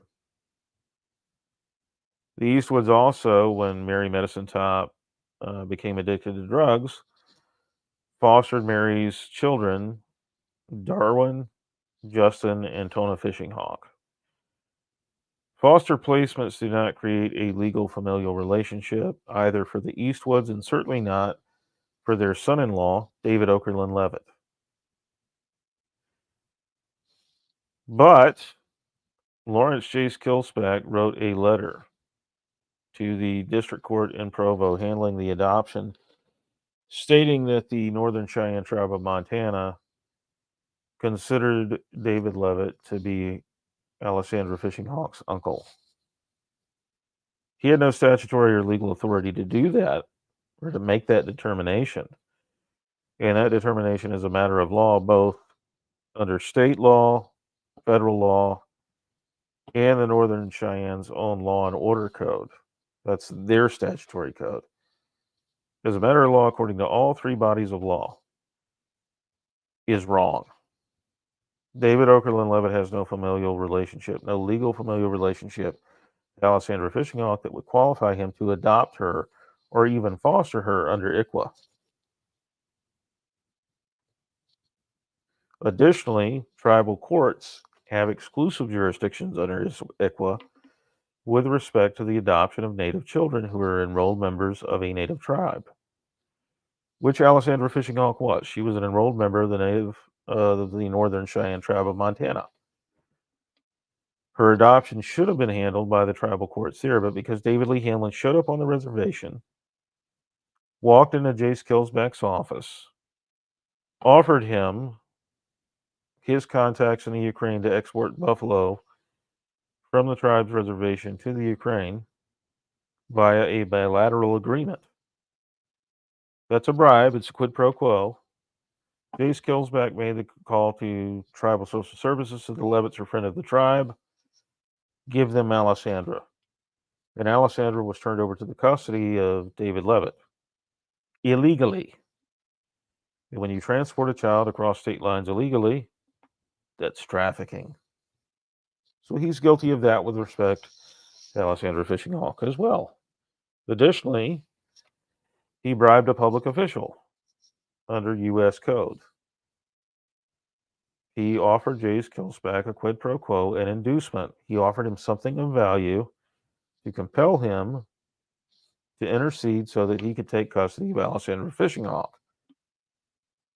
Can't do that under federal law. Which seems incredibly odd that the connection is in Ukraine, of all places, which, as far as I understand, one of their largest exports and imports is child abuse. David Levitt has a nonprofit called the Levitt Institute. The ostensible purpose of that nonprofit is to go abroad to countries and teach them about American jurisprudence and the way the American legal system is set up, and to help them set up their courts in a similar manner. The Levitt Institute operates in the Ukraine, Moldova, and Poland, all countries which have a horrific documented issue with child sex trafficking. Yes. Interesting. So it's interesting that he set up his nonprofit to operate in law schools in those countries. Not anywhere else, but in countries that have a documented issue with child sex trafficking and child prostitution. And how to set up their legal systems, which is incredibly scary. Yeah. So That's his connection to the Ukraine. So he has ties to the government. His brother, Mike Levitt, is the former governor of the state of Utah. He also served in the Bush administration as the Secretary of Health and Human Services, and I believe the administrator of the EPA. So you have, no, I stand corrected. I think Mike Levitt served, let's see. I want to get this accurate, so I'm going to Google it real quick. So Mike Levitt, he was the 14th governor of Utah from 1993 to 2003. He was the administrator of the EPA, and he was the Secretary of Health and Human Services. He served in the Levitt Group, which is one of the largest insurance groups in the country. Each of the Levitt brothers owns, if I understand it correctly, 1/6 of the Levitt Group. They're all multimillionaires. No surprise there. So you have someone who is a prosecutor in 2 separate counties. He's the chief prosecutor. He determines who gets prosecuted and who doesn't. And he's also the brother of a governor and a man who served in the Bush administration. His family is wealthy beyond belief. And he broke the law with impunity, just like David Hamlin did with respect to his adoption and other matters. And he got away with it. We're seeing a pattern here. This is Gordon Stewart Bowen. He's an advertising executive with Dentsu McGarry Bowen.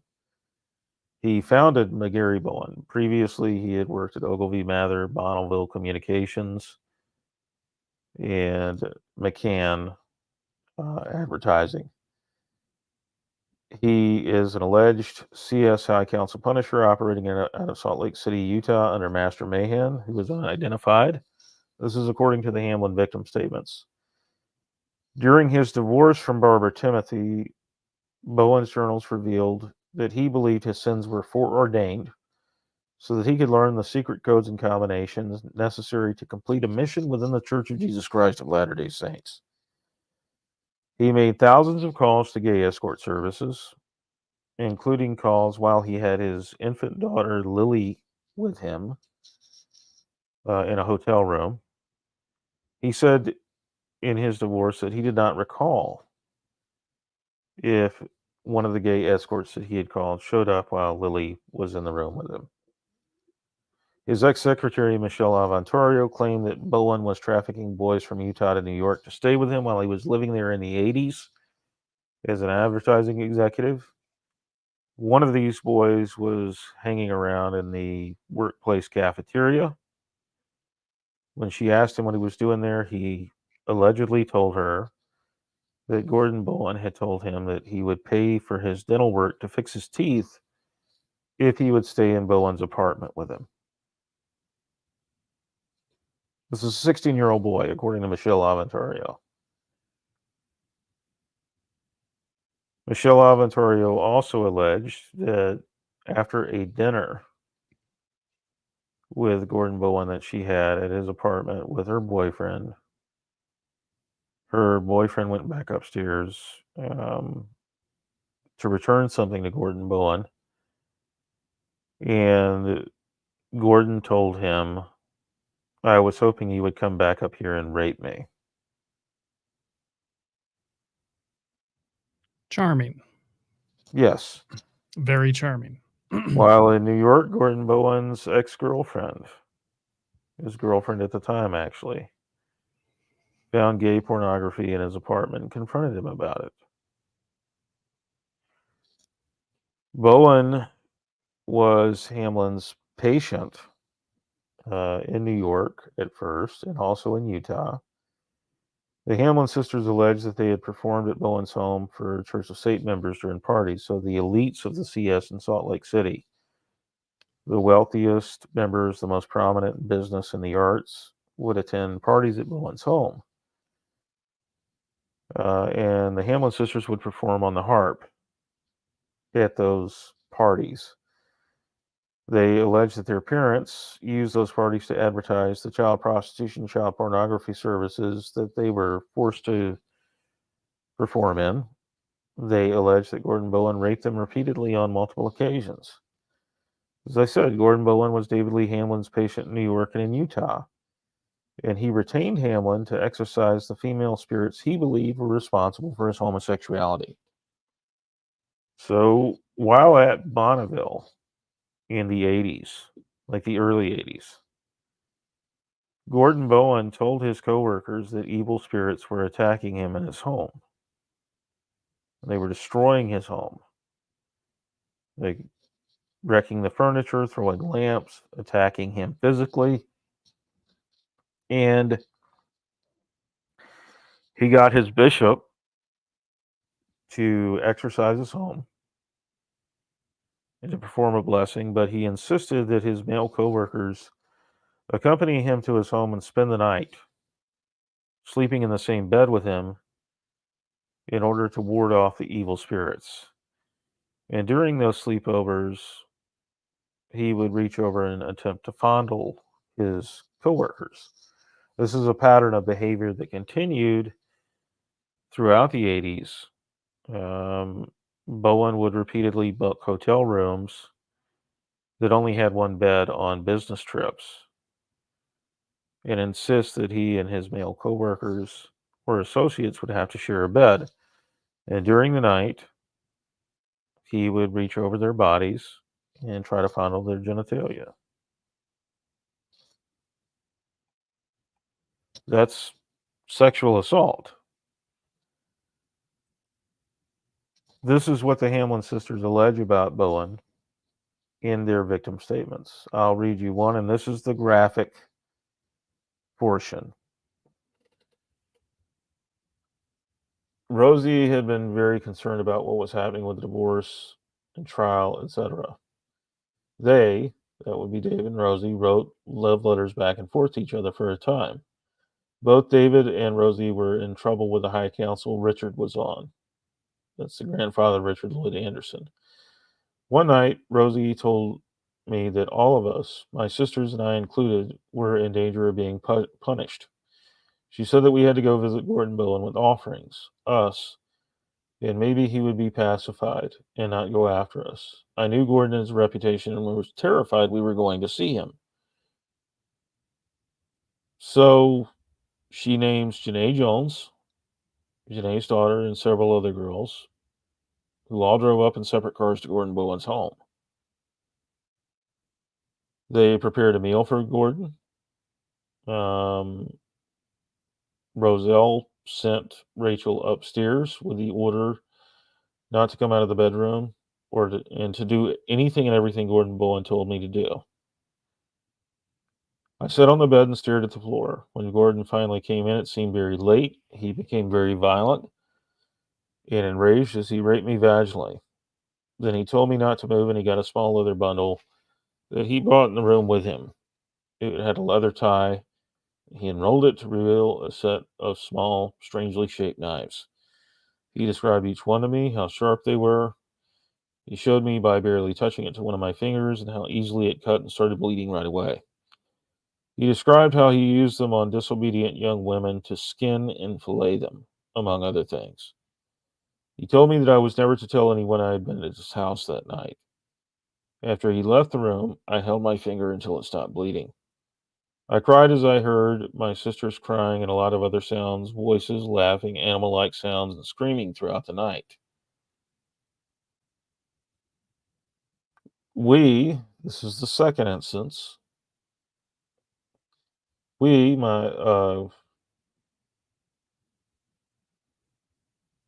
Eliza, Catherine, and I went to Gordon's house again a short time later. This time, Rosie said she was going to talk to him, and we were to support everything she said, or she would make good on our previous threat. The victim statement then goes on to say that Gordon Bowen he wanted to show us what he was working on.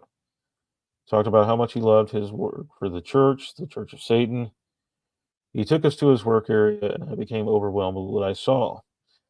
There was a dead man's body hanging from the ceiling, and it had been completely skinned. I had seen skinning before, but never on this scale or this cleanly or expertly done. Parts of the area were well lit, and parts were not. There were machines and what looked like a fridge. He talked about some of them. There were large work tables with movable straps and other devices to hold someone down. One had lights, like in a surgery room, and another just had one overhead hanging light. In another area, he had a collection of torture devices. A lot of them were antique. He talked about some of them and what they did to people's bodies. I kept looking over at what I thought were mannequins set up in sexual or violent poses around the room. He told us that these mannequins were actually fully preserved outer shells of real people, their skin hair, etc. Some were more stiff than the mask, the death mask.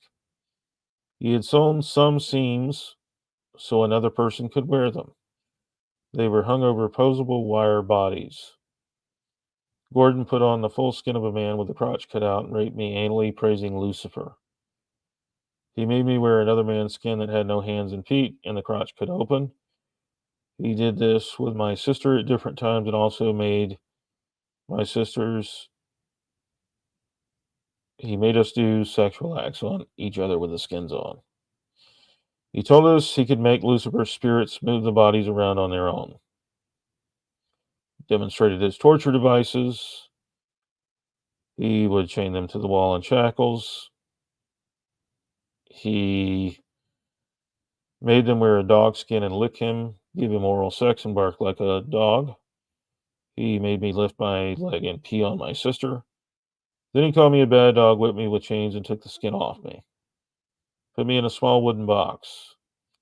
I could hear sounds of him doing things to my sisters, but I could not see anything.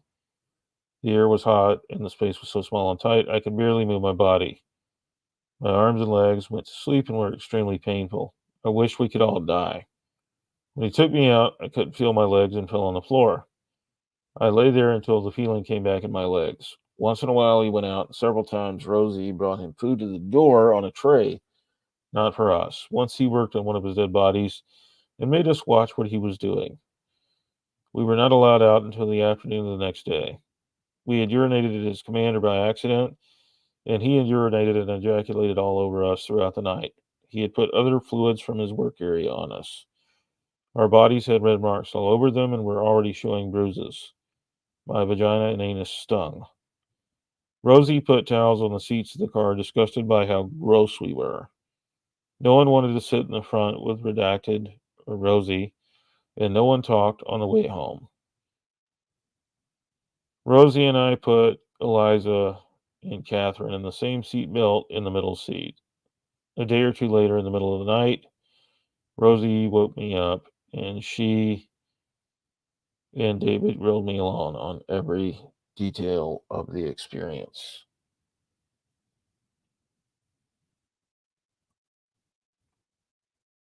Ooh.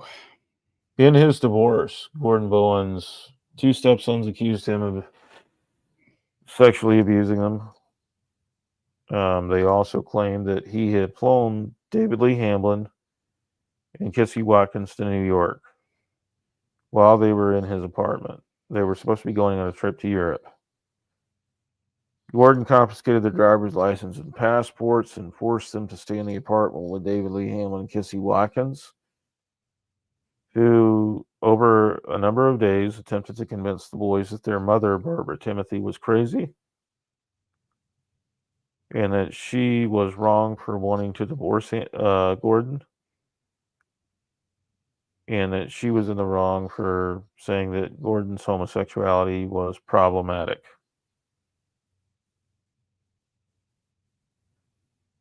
These are some of the people that Gordon hired to exorcise the female spirits from his body that he believed were making him 90% homosexual. At one point, his journals say that he has exorcised enough of the female spirits to where he is only 10% homosexual. He also believed that sugar weakened him and caused him to be homosexual. So he had to avoid sugar in his diet as a result. Those journals that talk about his sins were ordained and him learning the secret codes and combinations. Secret codes or combinations are what we Latter-day Saints understand in the Book of Mormon to be what Lucifer taught Cain. Their code for Satanism, that phrase is Satanism in Latter-day Saint vernacular.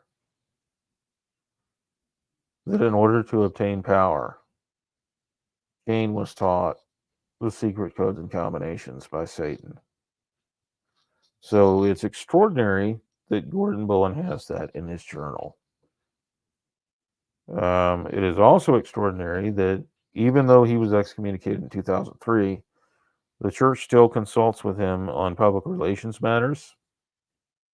There are still quorum of the 12 members who are, that's the second level of leadership in the church. The first presidency is comprised of 3 men, Russell Marion Nelson, Dallin Oaks, and Henry Eyring, who are the 3 leaders of the church at the highest level. Oaks and Eyring are Russell Nelson's counselors. Russell Nelson is the prophet, seer, and revelator of the church currently. The quorum of the 12, those 12 men are the next highest leaders in the church. Many of them routinely attend social gatherings at Gordon's home, even though he's excommunicated, even though he is an unrepentant homosexual who has made no efforts to be rebaptized or to rejoin the church. They still socialize with him. And at one point, the church, through deceased quorum of the 12 member, Melvin Russell Ballard, routed a reported $20 million to Gordon Bowen to produce a film about Jesus Christ. That film was screened at Gordon Bowen's home in Salt Lake City for the authorities of the church. It was deemed unusable. I have spoken to people who saw that film, who were retained by the church to try and salvage it. And the way that they characterize it is it was not of the Holy Spirit at all. It was of the adversary, which is what we refer to Satan as. So it's completely inappropriate for a church film. The question is, why is the church retaining a man who has a gay porn addiction, an addiction to gay escorts, and who is allegedly a pedophile to produce a film about Jesus Christ? Why are they giving him funds to do that? And why are the authorities of the church, people in the highest levels of leadership, going to Gordon Bowen's home to socialize with him and to meet with him over church business? Those are all valid questions. Additionally, during one of his stints, after he was fired from an advertising agency, Gordon Bowen went to work at Sundance Film Festival, which is the film festival that was co-founded by Sterling Van Wagenen, who we examined earlier. It was co-founded with Sterling Van Wagenen and Robert Redford. Robert Redford was married to Sterling's cousin, Lola Van Wagenen, at the time. So Gordon is working at Sundance, a place that we know has some connection to this through Sterling Van Wagenen and through Robert Redford's marriage to Lola Van Wagenen. He goes to work at Sundance and is eventually fired by Robert Redford, purportedly for misusing Sundance's resources, and in part because he was looking at gay male escort services on Sundance's computers.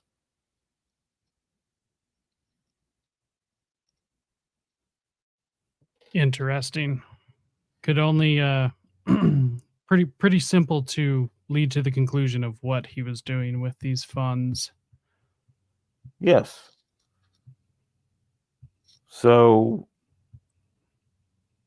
you had 10 opportunities, law enforcement in Utah had 10 opportunities to arrest, charge, and convict David Lee Hamlin and his accomplices before the current 2 cases in American Fork and Manti, Utah. There's 10 separate occasions where they could have uncovered this if they had just done their jobs and taken it seriously. Their failure to do so resulted in the victimization of other children and adults over the years. I have spoken to many victims who allege that David Lee Hamlin, Joseph Wood Binion, and David Levitt were their abusers over the years. I have uncovered additional ritual abuse familial groups with perpetrators who were all connected in some way, either marriage or blood or both, to the Hamlin CS. What the Hamlin sisters allege is that these groups are multi-generational satanic groups that operate within certain bloodlines. And those bloodlines intermarry to keep the bloodlines pure, because purity of bloodline is what makes the bloodline powerful. I have found mounds of corroborative evidence to support what they're saying, and in some cases to prove it. And it has been 2 years since David Lee Hamlin was arrested in 2022 in the current case in American Fork, where the victim is Emily Sheets, who is the daughter of David and Deborah Sheets. David and Deborah Sheets are named members of the Church of Satan in the 2012 to 2014 Hamlin case. Their names appear in the victim statements. If law enforcement had done their job, they would have prosecuted Hamlin for what he did to Emily Sheets in 2012 to 2014. Instead, they didn't. Emily Sheets came forward in the current case. She's been waiting for 2 years to have her case brought to trial. And that case is very simply, it comes down to who the jury is going to believe. Are they going to believe Emily Sheets and the 2 eyewitnesses she has to her abuse, who are Rachel and Eliza Hamlin, who were there when the abuse occurred? They can attest to it. They were part of it, that they were abused with Emily Sheets, and that they saw it with their own eyes. Or would a jury believe David Lee Hamlin, a man who has 10 prior instances, who has a tape recorded conversation where he apologizes to his daughter Catherine for raping her? Who will they believe? It's a very simple case, and it should have been taken to trial already, but it wasn't. And in October of 2023, Governor Spencer Cox of Utah nominated the sole special prosecutor on the case, Ryan Peters, who was the Juab County prosecutor, to a juvenile court judgeship, thereby kneecapping the case because you didn't have a deputized prosecutor. So for months until May, that case languished. In May of 2024, Hamlin's attorneys were filing motions to dismiss for failure to prosecute. We, the supporters of those victims, a lot of people who read my Substack, a lot of other people who have mounted protests and demonstrations, called the state attorney general's office and pressured them to appoint a special prosecutor, which they did. They appointed special prosecutor Nathan Evershed. And therefore, the case was not dismissed due to a failure to prosecute.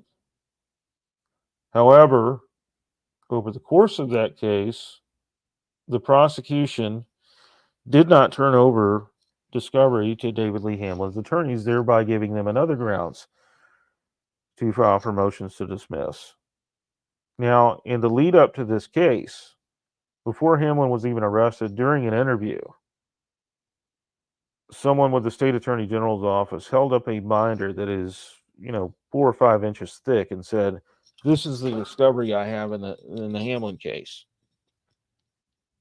Up until recently, that binder was not turned over to David Lee Hamlin's attorneys. It was 2 years later. There's no excuse for that other than the fact that you're trying to slow walk the case. And you're trying to get rid of it without it going to a jury. And ultimately, these cases need to go to a jury. In the Manti case with Tobias Schroeder, that case does not involve the CS.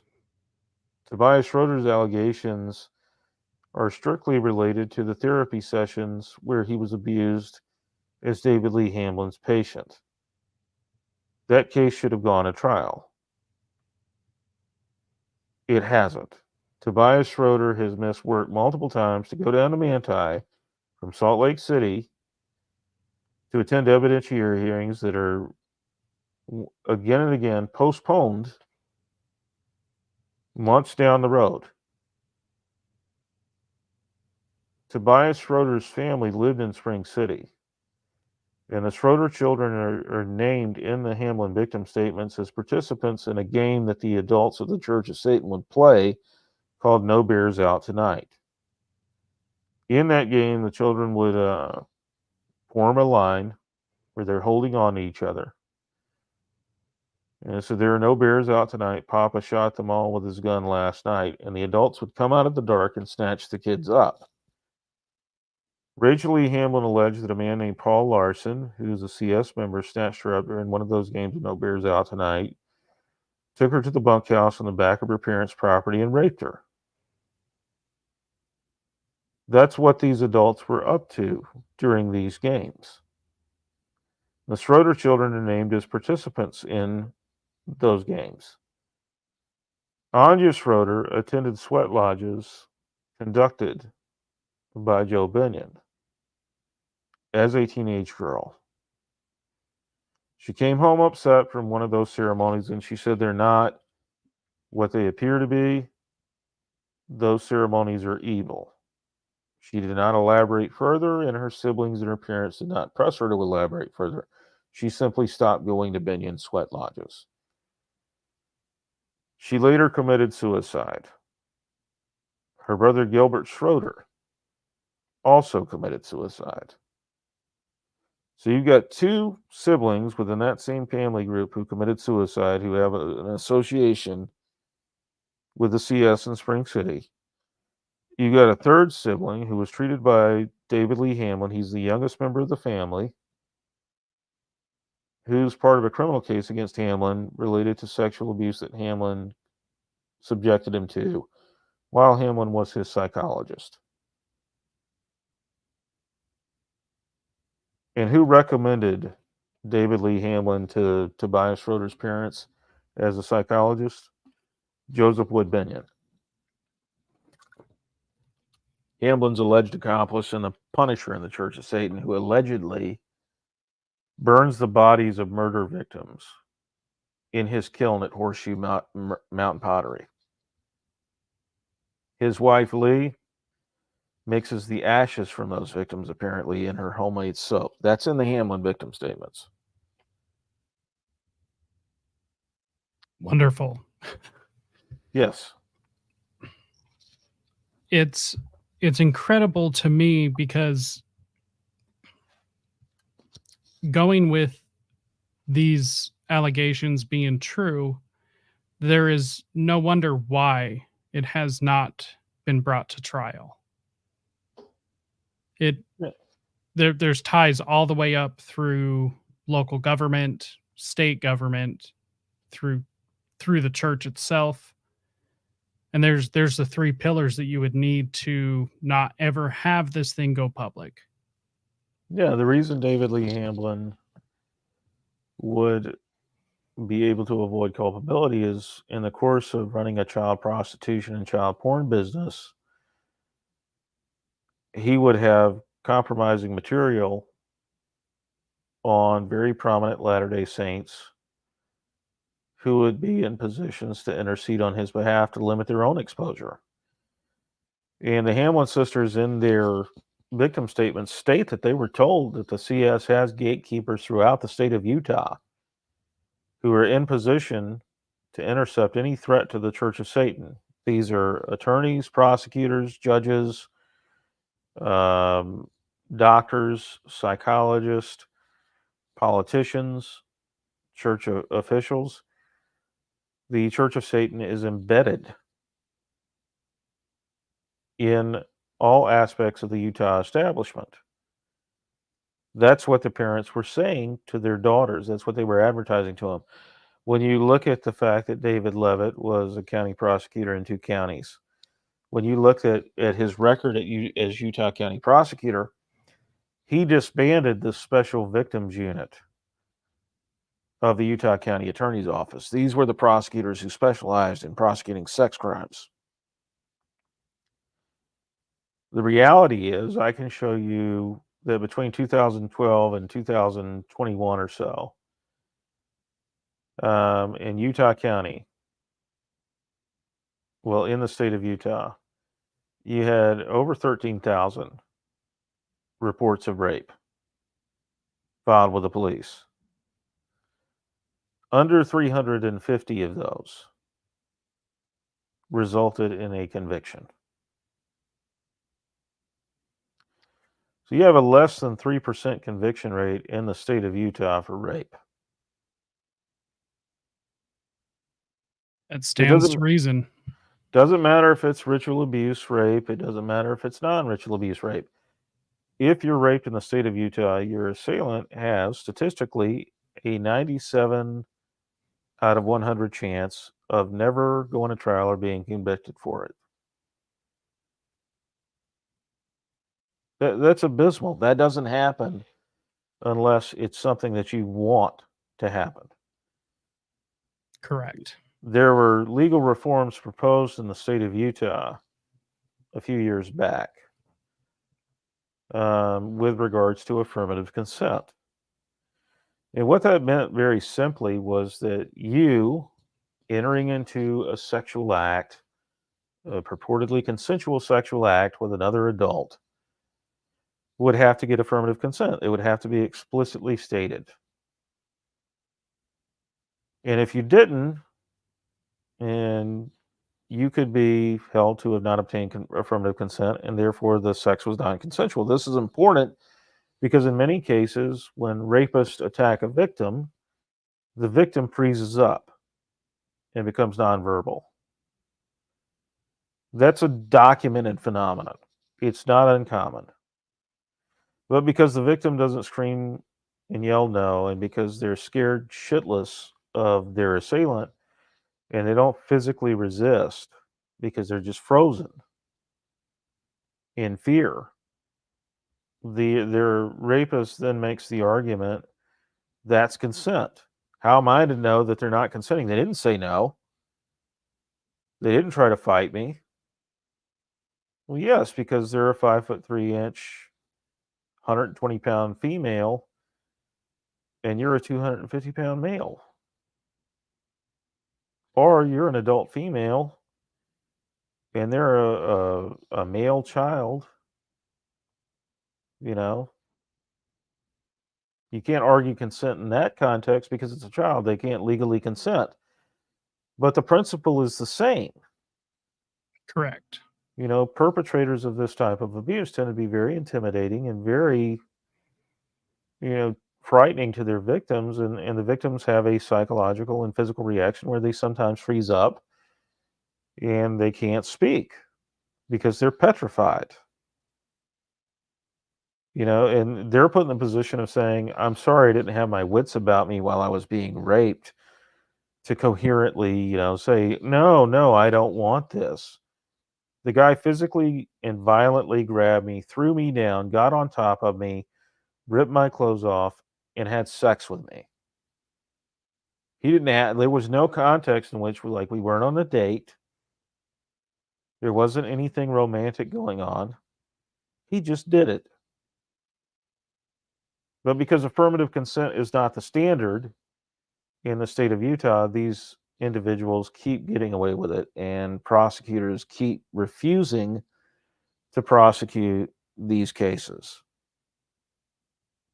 Well, and it kind of seems like if they prosecute some, or I guess more than they do, there's more of a likely chance of this once again coming to light, because it kind of seems like a domino situation. Yes, Where it would come to one, light, and then you would have a situation where Utah is no longer a place that, Utah runs on image, and that image is an illusion. Like, 100%. it's not as perfect as everybody makes it out to be. It has the highest rate, or one of the highest rates of antidepressant prescriptions. It has one of the highest rates of mental illness. The only violent crime that Utah is above the national average in is rape. It's number 8 in the country. Every other violent crime, Yeah. Utah is below the national average. But when it comes to rape and sexual assault, Utah is number 8 with a bullet. And you would think it would be the opposite, given how strict the church is with regards to the law of chastity. That you're not supposed to have sex outside of a legal marriage between a biological male and a biological female. Well, Utah is overwhelmingly, it's full of Latter-day Saints. So how is it that it is number 8 in the country when it comes to rape and sexual assault? That doesn't make any sense. Very fair question that I would love to hear any naysayers try to answer.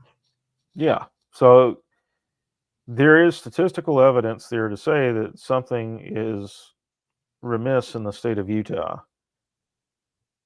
when it comes to sexual assault and sexual abuse. You're talking about a 3% conviction rate for rape at all levels. When you have over 13,000 victims coming forward to file rape reports, and less than 350 of them see their assailants convicted, that's absurd. I mean, you take Sterling Van Wagenen. Sterling Van Wagenen raped a child on 2 separate occasions. He got 6 years to life because he was a first-time offender. So the way the rape statutes are written in Utah is that if the court finds that the interest of justice would be served by a lesser sentence, you can rape a child and get 6 years to life. You can get a reduced sentence because you're a first-time offender. But he wasn't a first-time offender. He just wasn't convicted of the prior instance of abuse. So one question I have is, have you looked at one of the most recent pieces of legislation that passed regarding ritual abuse? And if you have, how do you feel about that? We worked on that piece of legislation. We worked to support it. Brett Bluth and one of his partners were critical. I'm sorry, my apologies to her. I can't recall her name off the top of my head for some reason. But Brett Bluth was one of the people who was behind that. He's one of David Lee Hamlin's victims. And there was a woman that he worked with, and they crafted that legislation and helped move it through committee with Ken Ivory, but Ken Ivory did not obtain the funding for it. And as a result, it wasn't until the last day of the legislative session that it could have come to the floor for a vote, and it was killed. Every piece of legislation that is proposed goes to be evaluated and analyzed. And then the cost. You're slowly cutting out again. Okay. Oh, wait. No, I hear you. Okay. So legislation, like legislative bills in the state of Utah, are analyzed to determine what the cost would be. And then, of course, it not only has to go through the committee such as the Judiciary Committee, it has to go before the Appropriations Committee to be funded. Now, Utah legislature has an annual, like Utah as a state has an annual budget of over $20 billion. That piece of legislation was estimated to cost around 100,000, if that. That And, is insane. and yet it didn't go before the Appropriations Committee because Ken Ivory didn't bring it. It wasn't brought before the Judiciary Committee until late in the legislative session. It passed the Judiciary Committee 9-1 on the initial vote. We were shocked. We expected to be like, 6-4. We thought we would barely squeak by. The lone negative vote switched his vote in favor of that legislation the next day. We had legislators on the Judiciary Committee telling victims who testified, "We believe you, and we support you, and we're sorry that we haven't done something about this yet. We're sorry for all the missed opportunities in the past." A complete 180-degree turnaround from past efforts. We are committed to bringing that ritual abuse legislation back in the next session and to getting it passed into law. We're actively working with legislatures to ensure that that does happen. It's a shame that it didn't happen this last time. But as far as that legislation goes, it should absolutely be passed. Ken Ivory's constitutional referendum should be passed so the state of Utah and its voters can vote on that referendum to amend the Utah state constitution to allow the statute of limitations to apply retroactively so that victims before the cutoff date and the reforms, I believe, is 2018. Victims before 2018 can have what current victims have, which is 18. When they turn 18, they have 35 years after to sue their abuser. The statute of limitations was 18 plus 4 years. Anybody who knows anything about sexual abuses knows that it takes years for these victims to recover enough from the abuse to come forward and accuse their abusers and to sue them or to file criminal charges against them. And 4 years is just not enough. Now we have 18 plus 35. But the Utah Supreme Court said that couldn't apply retroactively to those perpetrators who would come in before the cutoff date. So Ken Ivory introduced a constitutional referendum or voter referendum, which did not pass in either of the past two legislative sessions. We are supporting that so that the voters in the state of Utah can vote to amend the Utah Constitution so that statute of limitations will be retroactive. And those victims that are currently missing any sort of redress for their abuse will be afforded the opportunity to sue their abusers and to get some form of vindication going forward. It's absolutely inexcusable that there's a statute of limitations on sexual abuse at all, either civilly or criminally. Agreed. That is demonstrable. It's an abomination. But in the state of Utah, we're working gradually in this process to address these issues, both inside and outside of the church. I have written ecclesiastical summaries on these people, and I'm writing ecclesiastical summaries on at least 20 of them that will be turned over to their stake presidents and also the area authorities over their stakes to argue that these people should be subjected to a membership council and excommunicated or disfellowshipped. My argument is they should be excommunicated and they should be barred from church property. We should not allow them a path to rebaptism and readmission, just from a safety standpoint. Because one part of the Hamlin victim statements outlines how these people use church facilities for abuse. They explicitly state that members of the Church of Satan were able to access the Manti Temple after hours in order to perform plural marriage sealings between adult males and teenage girls. And at the conclusion of the sealing ceremony, the girls were laid on the altar, held down, and raped in order to consummate the sealing. And that's not unique to the CS. Warren Jeffs, the fundamentalist Latter-day Saint who was arrested out of El Dorado, Utah, he recorded plural marriage sealings with, 9, 10-year-old girls. He videotaped them.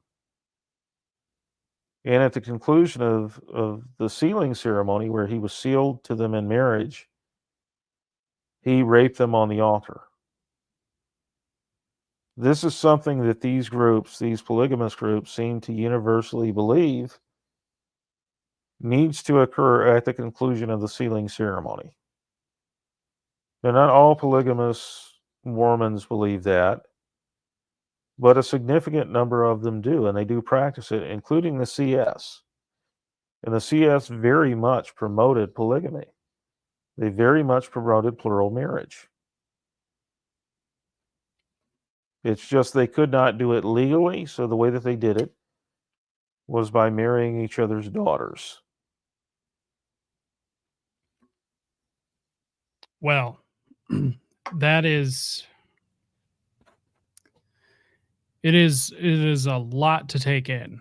Of course, as you and I had discussed previously, I have been following this case since the very strange press conference David Levitt held. Mhm. So a lot of this is not new to me.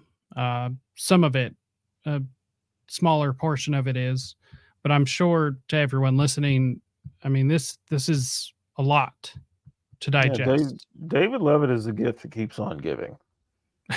Because before that press conference, he held an interview with a documentarian named Amy Hurdy, in which he admitted that he had offered Jace Levitt, the tribal president of the Northern Cheyenne tribe of Montana, he'd offered him a quid pro quo in the form of an offer to help him enter into a bilateral agreement with the government of Ukraine to facilitate the export of buffalo from the Northern Cheyenne to the Ukraine.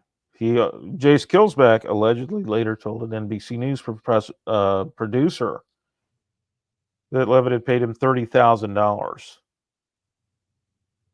Tona Fishing Hawk, Alessandra Fishing Hawk's mother, David Levitt made multiple visits to the reservation to lobby her to allow him to adopt not only Alessandra, but her 2 older daughters as well. The problem was Tona had lost custody of those 2 older daughters to Mary Medicine Top due to her drug abuse. And so she only had Alessandra in her custody. Alessandra was a newborn. But when Tona was arrested on the reservation for, I believe, a DUI, Alessandra was taken and placed in the Rosebud Emergency Lodge, and 7 days later, David Levitt shows up on the reservation to demand custody of Alessandra. And when he doesn't get it from Tribal Social Services, he storms into Jace Killsback's office and makes the offer for a buffalo trade and allegedly pays him $30,000 to intercede with Tribal Social Services. He leaves that same day with Alessandra and then starts illegal adoption proceedings in the state of Utah. I filed a complaint with the Office of Professional Conduct, which is the office that oversees complaints against licensed attorneys in the state of Utah.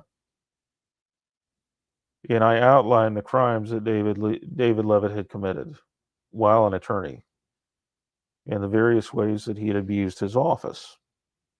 It's the first of 3 complaints that I will be filing against him. And so that went through Monday with the Office of Professional Conduct. I'm arguing that he violated the rules of professional conduct that govern attorneys in the state of Utah, that he committed a federal crime, a state crime, because the sale or purchase of a child in Utah is a felony. And the payments that he made to Tona Fishing Hawk do not fit within the exceptions listed in that statute. You can help a mother that when you're adopting her child, you can help her with maternity expenses, counseling expenses, living expenses. The cutoff point is 8 months after the child's birth, at which point you can't make any additional payments. Alessandra, at the time that David Levitt began to attempt his illegal adoption, was almost 2 years of age. So there's no way that the payments that he made to Tona Fishing Hawk fit within the context of that statute. So they're not legal exceptions. He's not exempt from criminal culpability. And of course, the payments were sufficient enough for Tona to suddenly start driving around the reservation in a gold Cadillac. Wow. This is a woman who previously did not have money for formula or groceries. In fact, when David Levitt showed up on her doorstep, he showed up with a sack of groceries. There are other federal crimes that David Levitt committed. So in October of 2022, Juab County Search and Rescue was called out to a cabin in Mona, Utah, on 4825 East Hannah's Way. David Levitt owns over 40 parcels of land plus an old mine named the Privateer Mine in Mona, Utah. He intended to subdivide those parcels of land and to build houses on them, to develop them. At the time, he had like one structure on those parcels. It was a little rinky-dink cabin, wasn't hooked up to water or power. And he decided to stash 2 Venezuelan national adults and their children, alleged children, in that cabin. And the reason I know about this is because a man named Tom H. Fairbanks contacted me and pointed me in the direction of an article that appeared around the time David Lee Hamlin was arrested. It claimed that Juab County Search and Rescue had gone to Nephi Canyon. So initially, I was looking in Nephi Canyon, looking at property records around Nephi Canyon to see if there was anything that David Levitt owned. Couldn't find anything. Turned out it wasn't in Nephi Canyon at all. It was all the way over in Mona, Utah, in a different canyon. I found the property records through 2 of David Levitt's LLCs, Pine Hollow Real Estate and Summit Real Estate. And I was able to ascertain that he owned the parcels, and then I was able to proceed from there to narrow down the dates and submit a grammar request, which is the Utah equivalent of a FOIA request, Freedom of Information Act request, for that incident report. That incident report named the 2 adult Venezuelans who I was able to track down. I got a national ID card number for Franklin Jose Barricada Guanari from a Venezuelan website. I also obtained the name of the adult female, Jorgelia Axmas. In the incident report from Juab County's Search and Rescue, it stated that these individuals, these 4 Venezuelan nationals, were released into the custody of David Levitt when he showed up on the scene. After Juab County Search and Rescue extracted them. It also lists the address to an apartment building, an apartment complex in Orem. Now, the question is, if Franklin Guanari had residence or had an apartment in Orem, Utah, what is he doing all the way out in Mona in a cabin in the middle of nowhere during a winter blizzard? That's quite the question. Yeah. Now, this happened 7 days before Halloween.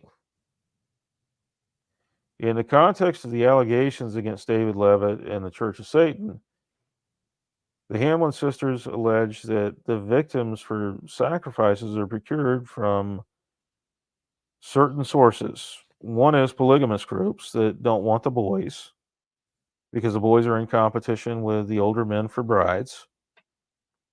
In Utah, there's a phenomenon called the lost boys, where polygamous boys are kicked out of the group for that exact reason.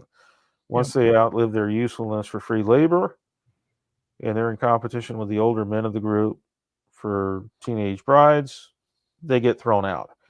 And since many of these boys are born off the record in home births, and they don't have social security numbers, they don't have birth certificates, there's no official record of their existence. These boys are perfect for trafficking because no one's looking for them. Their family is the one that sold them. And so the Hamlin CS would buy these boys and girls and children that were born with deformities or birth defects from these groups to be used in sacrificial ceremonies in Spring City and elsewhere. The Hamlin sisters also allege that another source of victims for those ceremonies were Indian reservations. And so if you had an unwanted child or a child that was physically or mentally disabled, that child could be sold to groups like the Church of Satan. It's not a stretch to say that for people who are here in the United States illegally, who are undocumented, that ran across David Levitt's path would be perfect victims for this. But the problem was they had never seen snow. And they panicked during the blizzard and hiked out to a convenience store to get help. And the police officer on the scene arrives and then summons Juab County Search and Rescue to go up in the canyon and extract them from this cabin owned by David Levitt. Oops. Yeah, so now there's a record of their presence at that cabin. What's inexplicable is they're here illegally. It's a federal crime to harbor or transport an illegal alien. So David Levitt violated the law. It's also a state crime to do it. Utah has a criminal statute that bars that. And yet they were released to him. They were released into his custody. He was not arrested. He was not charged. He was not investigated further. On top of it, there do not appear to have been any sort of welfare checks with regards to the location in Orem. I have been unable to ascertain whether or not Mr. Guarnari and Miss Axmash are still alive or what happened to their children.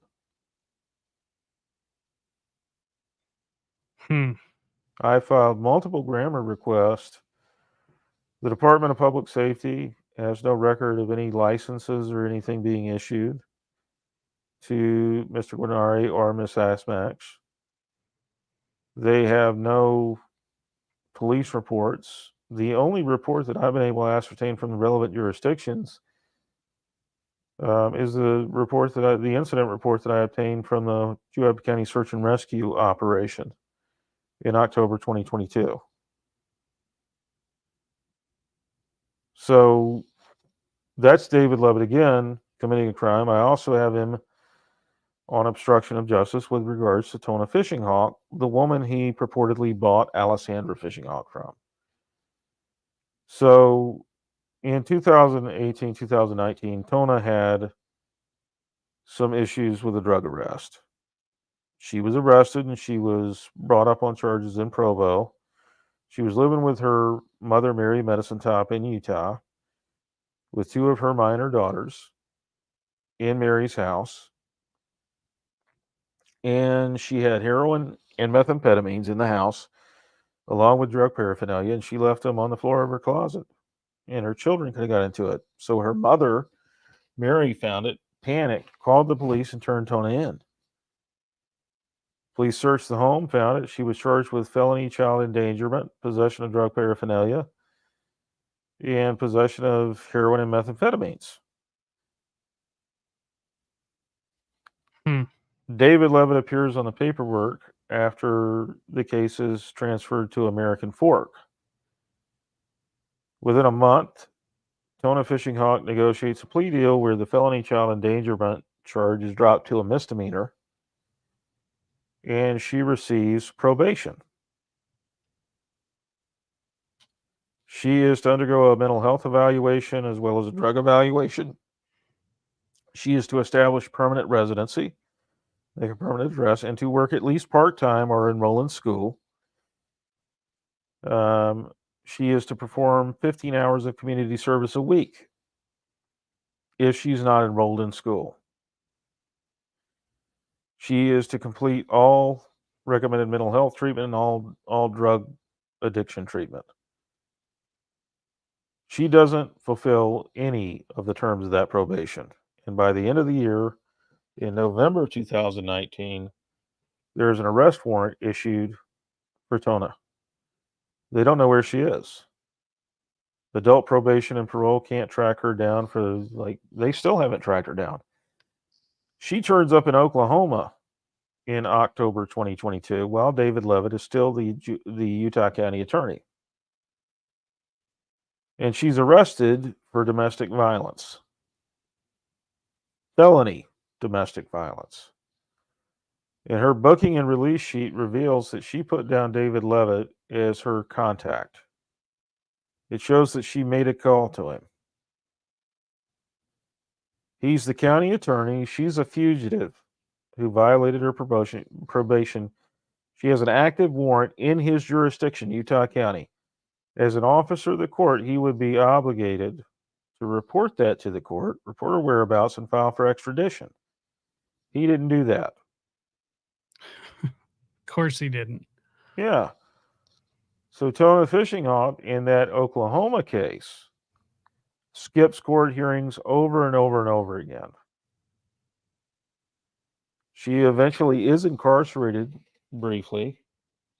She gets some credit for time served. She's supposed to attend a hearing in March of 2023 related to that case. She skips it, and another arrest warrant is issued for her. So she's got 2 arrest warrants in Oklahoma and Utah. Recently, on public radio, she did a podcast appearance. She talked in a taped interview about the Levitt adoption of her daughter, Alessandra. She says she's living in the Midwest and going to school to become a substance abuse counselor. Wonderful. She's a fugitive from 2 arrest warrants in 2 separate jurisdictions. Additionally, from the looks of it, she sold her child for an indeterminate amount of money. I spoke to a member of her family who said the family has the U.S. bank records that show transfers of money from David Levitt to Tona Fishing Hawk. I passed that information on to law enforcement. I don't know what's been done about it. But at the end of the day, David Levitt is a free man. He and his wife, Shalom, bought a castle in Scotland. And they started an Instagram where they're showing their progress in remodeling that castle. I know that they've been back in the United States for a bit, but they do not attend sacrament services or Sunday school or elders quorum at their local ward. They have been conspicuously absent, but they have been back at their home in Orem. They also, in February of this year, they filed for a divorce. They filed pro se. Or Shalom Levitt, actually, she was a petitioner. But David Levitt, the husband she was going to divorce, was listed as her attorney. He was the one that filed her divorce petition. Unusual. Highly unusual. The divorce was then transferred to American Fork, where Judge Roger Griffin was presiding over it. Judge Roger Griffin is the judge in the current Hamlin criminal case involving Emily Sheets in American Fork, which, by the way, Judge Griffin is the one that said that the Utah County attorneys could not step in to fill Ryan Peters' position as prosecuting that Hamlin case because there was bias due to the fact that David Levitt used to be the Utah County Attorney, and some of the people in Utah County Attorney's office had worked under Levitt. David Levitt no longer works in the Utah County Attorney's office. There's no conflict of interest there.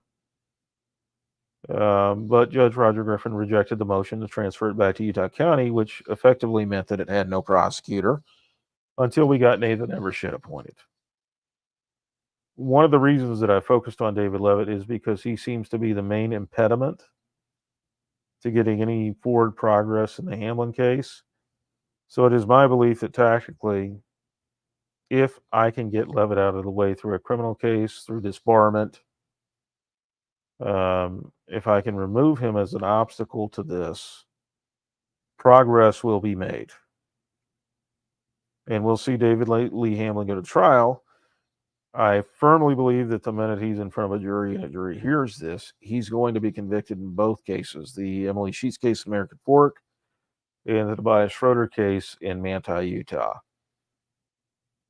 And when that happens, I believe David Lee Hamlin will start talking. I would have to agree with that. Yeah. And then we'll start to get some clarity in some insight into the full extent of the Church of Satan's operations and crimes. And we'll start seeing other members of the Church of Satan face criminal culpability for what they've done. To me, it's correct me if I'm wrong, but to me, this seems as if it's another Jeffrey Epstein situation. It has the potential to be that. I mean, obviously, none of these people are billionaires right out of the gate. None of them have, connections to the CIA, but or the British intelligence, as far as we know. There are people who speculate that Levitt has ties to the State Department, potentially intelligence in the Ukraine, but I see nothing to substantiate that. At this point, it's a conspiracy theory, which we all love, and which have a pretty good track record of coming true. Especially at this point. Yeah, at this point is, we have the federal government acknowledging aliens, for God's sakes. Yeah. So a lot of things that were completely implausible just, 4 or 5 years ago have become much more plausible. It's interesting to note that Joe and Lee Binion filed a civil stalking injunction against me. I heard. Yeah, so in July of this year, they went to Judge Marvin Bagley in Manti, Utah. He's presiding over the Schroeder case now because the original judge, Larson, recused herself. He granted their temporary civil stalking injunction. I filed for a hearing, which we had on the 15th of August. He rejected my motion to dismiss. I want to stipulate that I have never physically contacted the Binions. I've never had a phone call with them. I've never texted them. I've never emailed them.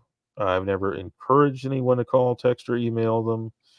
I've never been in physical proximity to them. I drove by Horseshoe Mountain Pottery, did not stop during my visit to Spring City.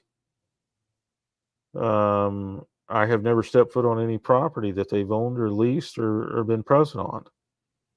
The current tenant of David Lee Hamlin's old home gave me permission to walk around the property and take pictures once I explained to him what allegedly occurred there. And during that little tour, I found the bunkhouses and everything exactly the way the Hamlin girls described them. So I know that part of their statement is accurate. In fact, in 2 years, I haven't found a single thing to undercut their credibility or to disprove anything that they're saying. And I've looked. Initially, when I read this in August of 2022, I thought this is absurd.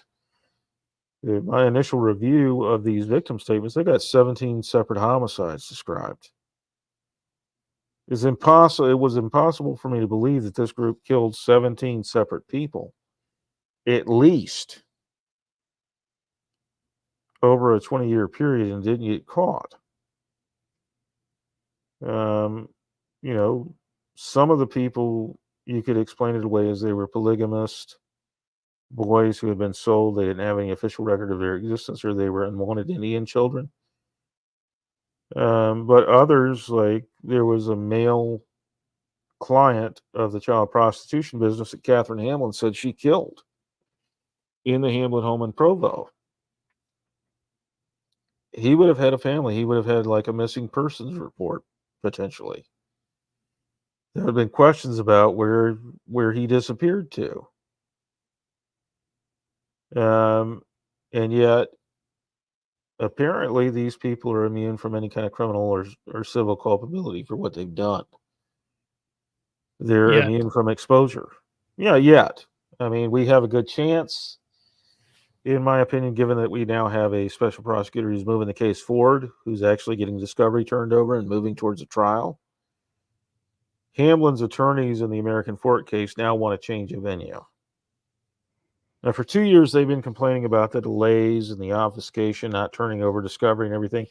Now that discovery is being turned over, they want to move the venue from Utah County and American Fork and Judge Griffin to Salt Lake County, potentially, and have a different judge that will have to be brought up to speed on 2 years' worth of developments in the case, which will in turn foster more delays. And so there are going to be oral arguments on that this month in September, this coming month in September. And we're going to see if the motion for a change of venue is granted or denied by Judge Griffin. But at the end of the day, it seemed that the original prosecution was not enthusiastic about moving this case forward in a timely fashion to have a trial. And now it seems that David Lee Hamlin's attorneys, now that they've missed their motion to dismiss for failure to prosecute, now that that's been rejected because there's a prosecutor on the case who's doing something about it, now they want to delay it. Isn't that interesting? Yeah, oh yeah, it's so interesting.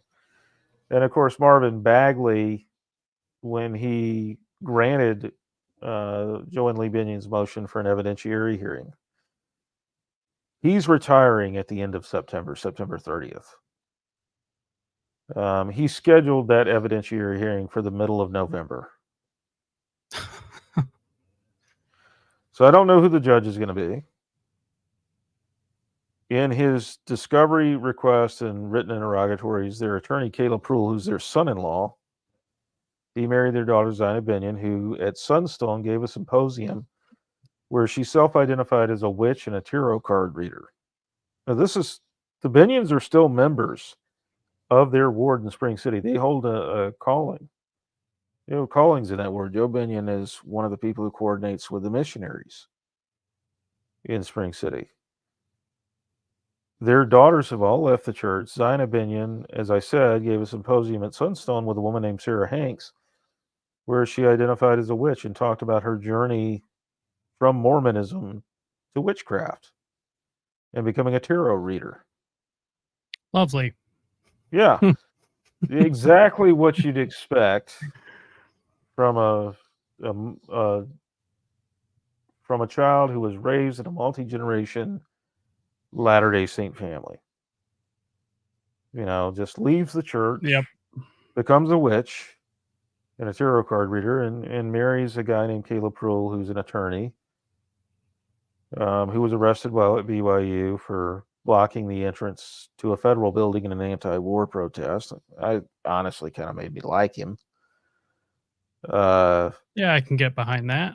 Yeah, it kind of made me like him up until I, got sued by him under spurious reasoning. I've never stalked anybody. None of my actions could fit under the stalking statute. When I asked Marvin Bagley, Judge Bagley, which alleged action that I had committed, qualified as stalking. He said, well, you called them Satanist. Apparently, calling someone an alleged Satanist qualifies as stalking in Utah. And Judge Marvin Bagley's interpretation of the stalking statute, I beg to disagree, and I'm appealing it.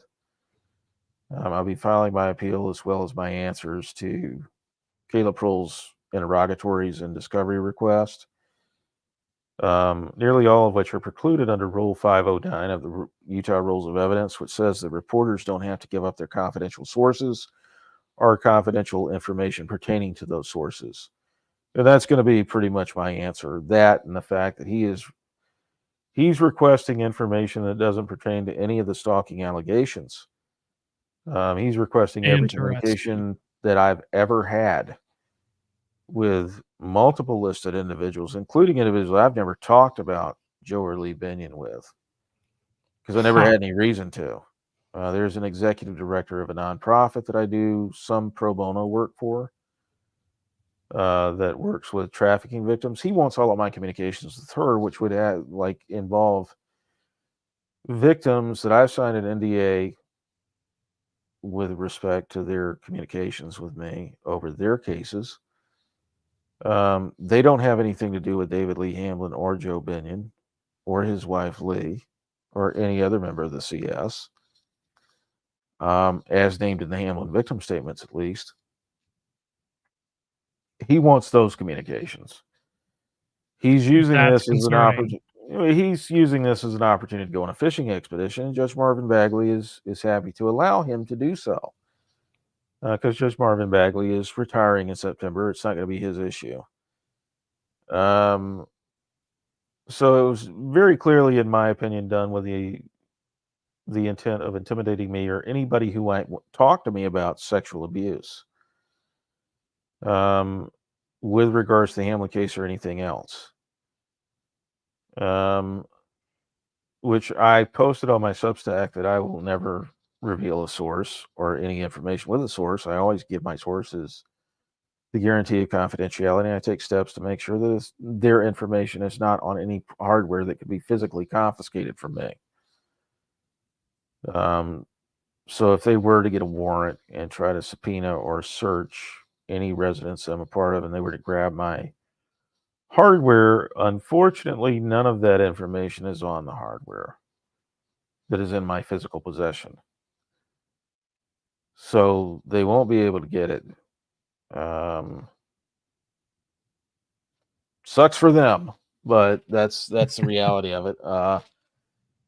And of course, it's overbroad. I mean, Yep. if you have discovery or written interrogatories with regards to a specific case, it has to be related to the matter in that case. And Caleb Prohl apparently either doesn't comprehend the rules of discovery and the rules of evidence, or he just thinks that Marvin Bagley is going to do him a solid and let him get away with it. The I mean, appellate that courts, sounds pretty likely at this point. well, the appellate courts have already overturned Marvin Bagley with regards to the stalking injunction. In that case, two men attending a government meeting got to an argument over who would speak last. They kept trying to get behind each other in line, and they called each other nasty names. They were asked to leave, and one of them filed a stalking injunction against the other. Now, these two men, they had a full-blown confrontation in public. At least one act. Now, you have to have two or more acts under the stalking statute to qualify for an injunction, but they at least had the one act that would qualify under the stalking injunction. And Marvin Bagley granted the stalking injunction. The respondent appealed it, and the appellate court overturned Judge Bagley's ruling. So he has a history, at least, of being overturned on appeal with regards to stalking injunctions. And again, I've never had any type of contact with the Binions at all. None. And what they cited and additional filings as like violations of the existing temporary injunction were my articles on my Substack. So if I write about them on my Substack, they're saying that's a violation of the stalking injunction.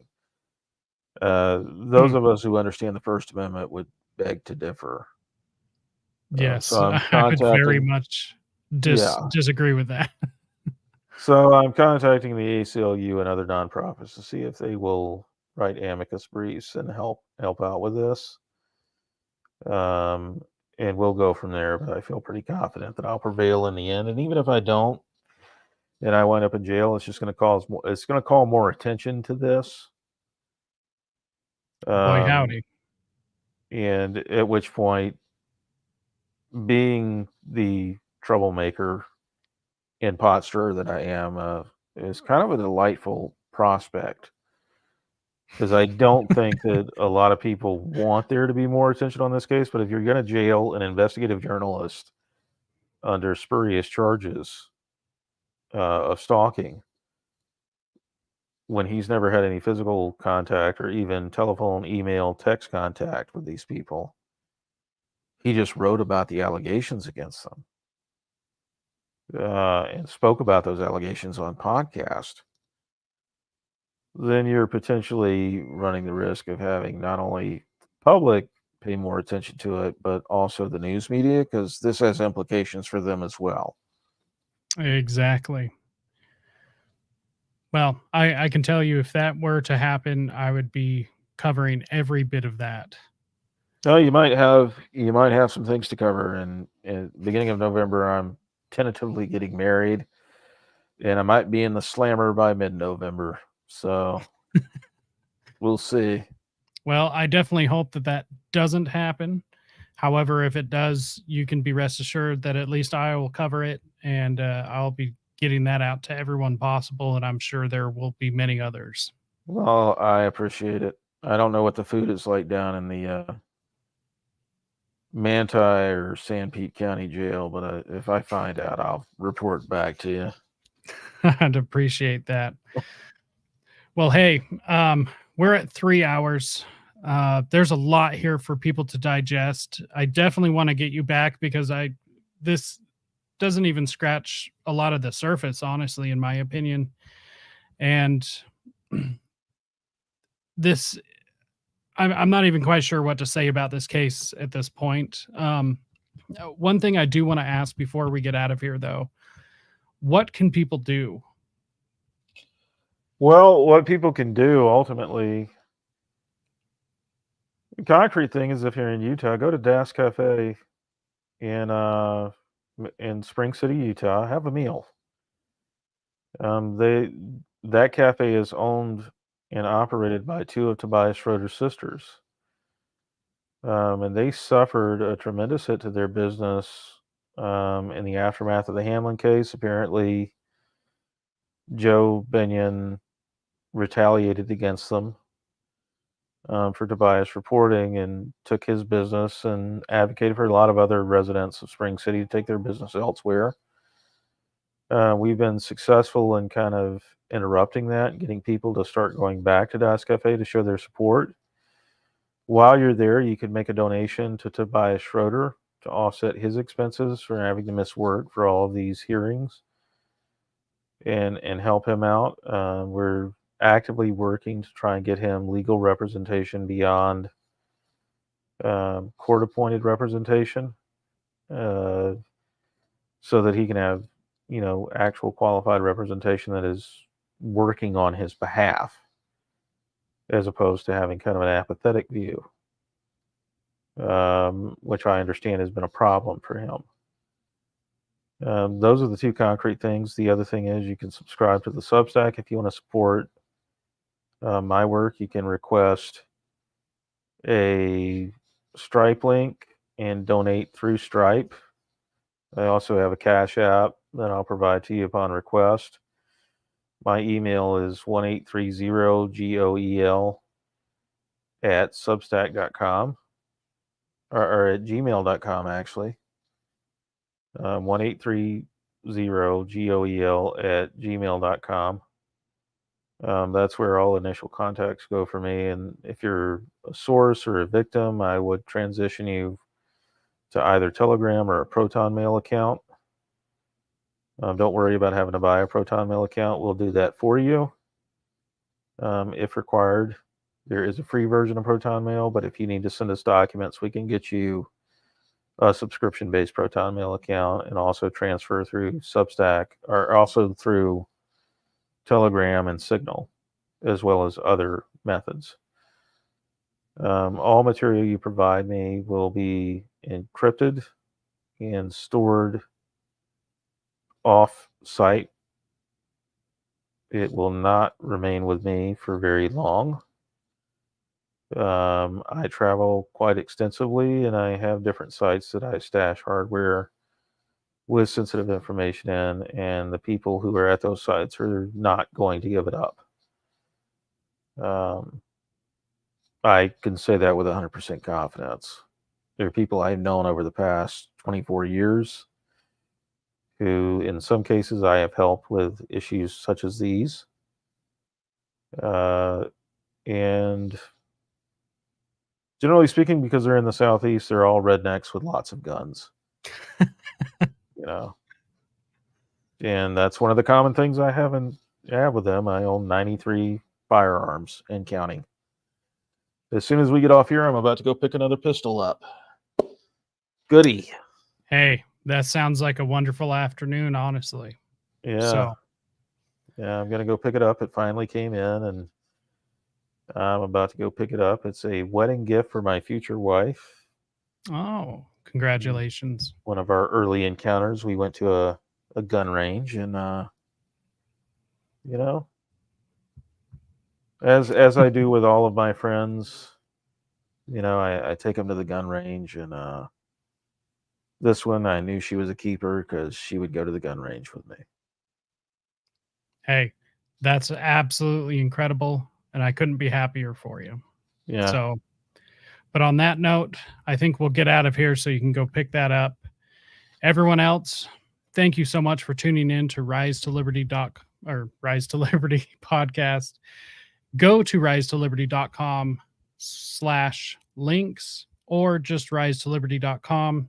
Either will take you to where I am /links. We'll pull up the master link and pull up every single platform that I am on. So go ahead and do that. I have linked Goel's Substack in the episode description, so make sure and go check that out. I am a patron of this. Like I said, it's worth every penny. I have never once $6 a month signing up. $6 a month right now. Yep. You don't know when I might hike the prices up. You know, I'm greedy sometimes. I might go to $8 or $10. Who knows? Well, it's worth $6. It would be worth $10. So, so on that note, hang out for just a sec, and we'll wrap up on the back end. And for everyone else, until next time, stay free, my friends.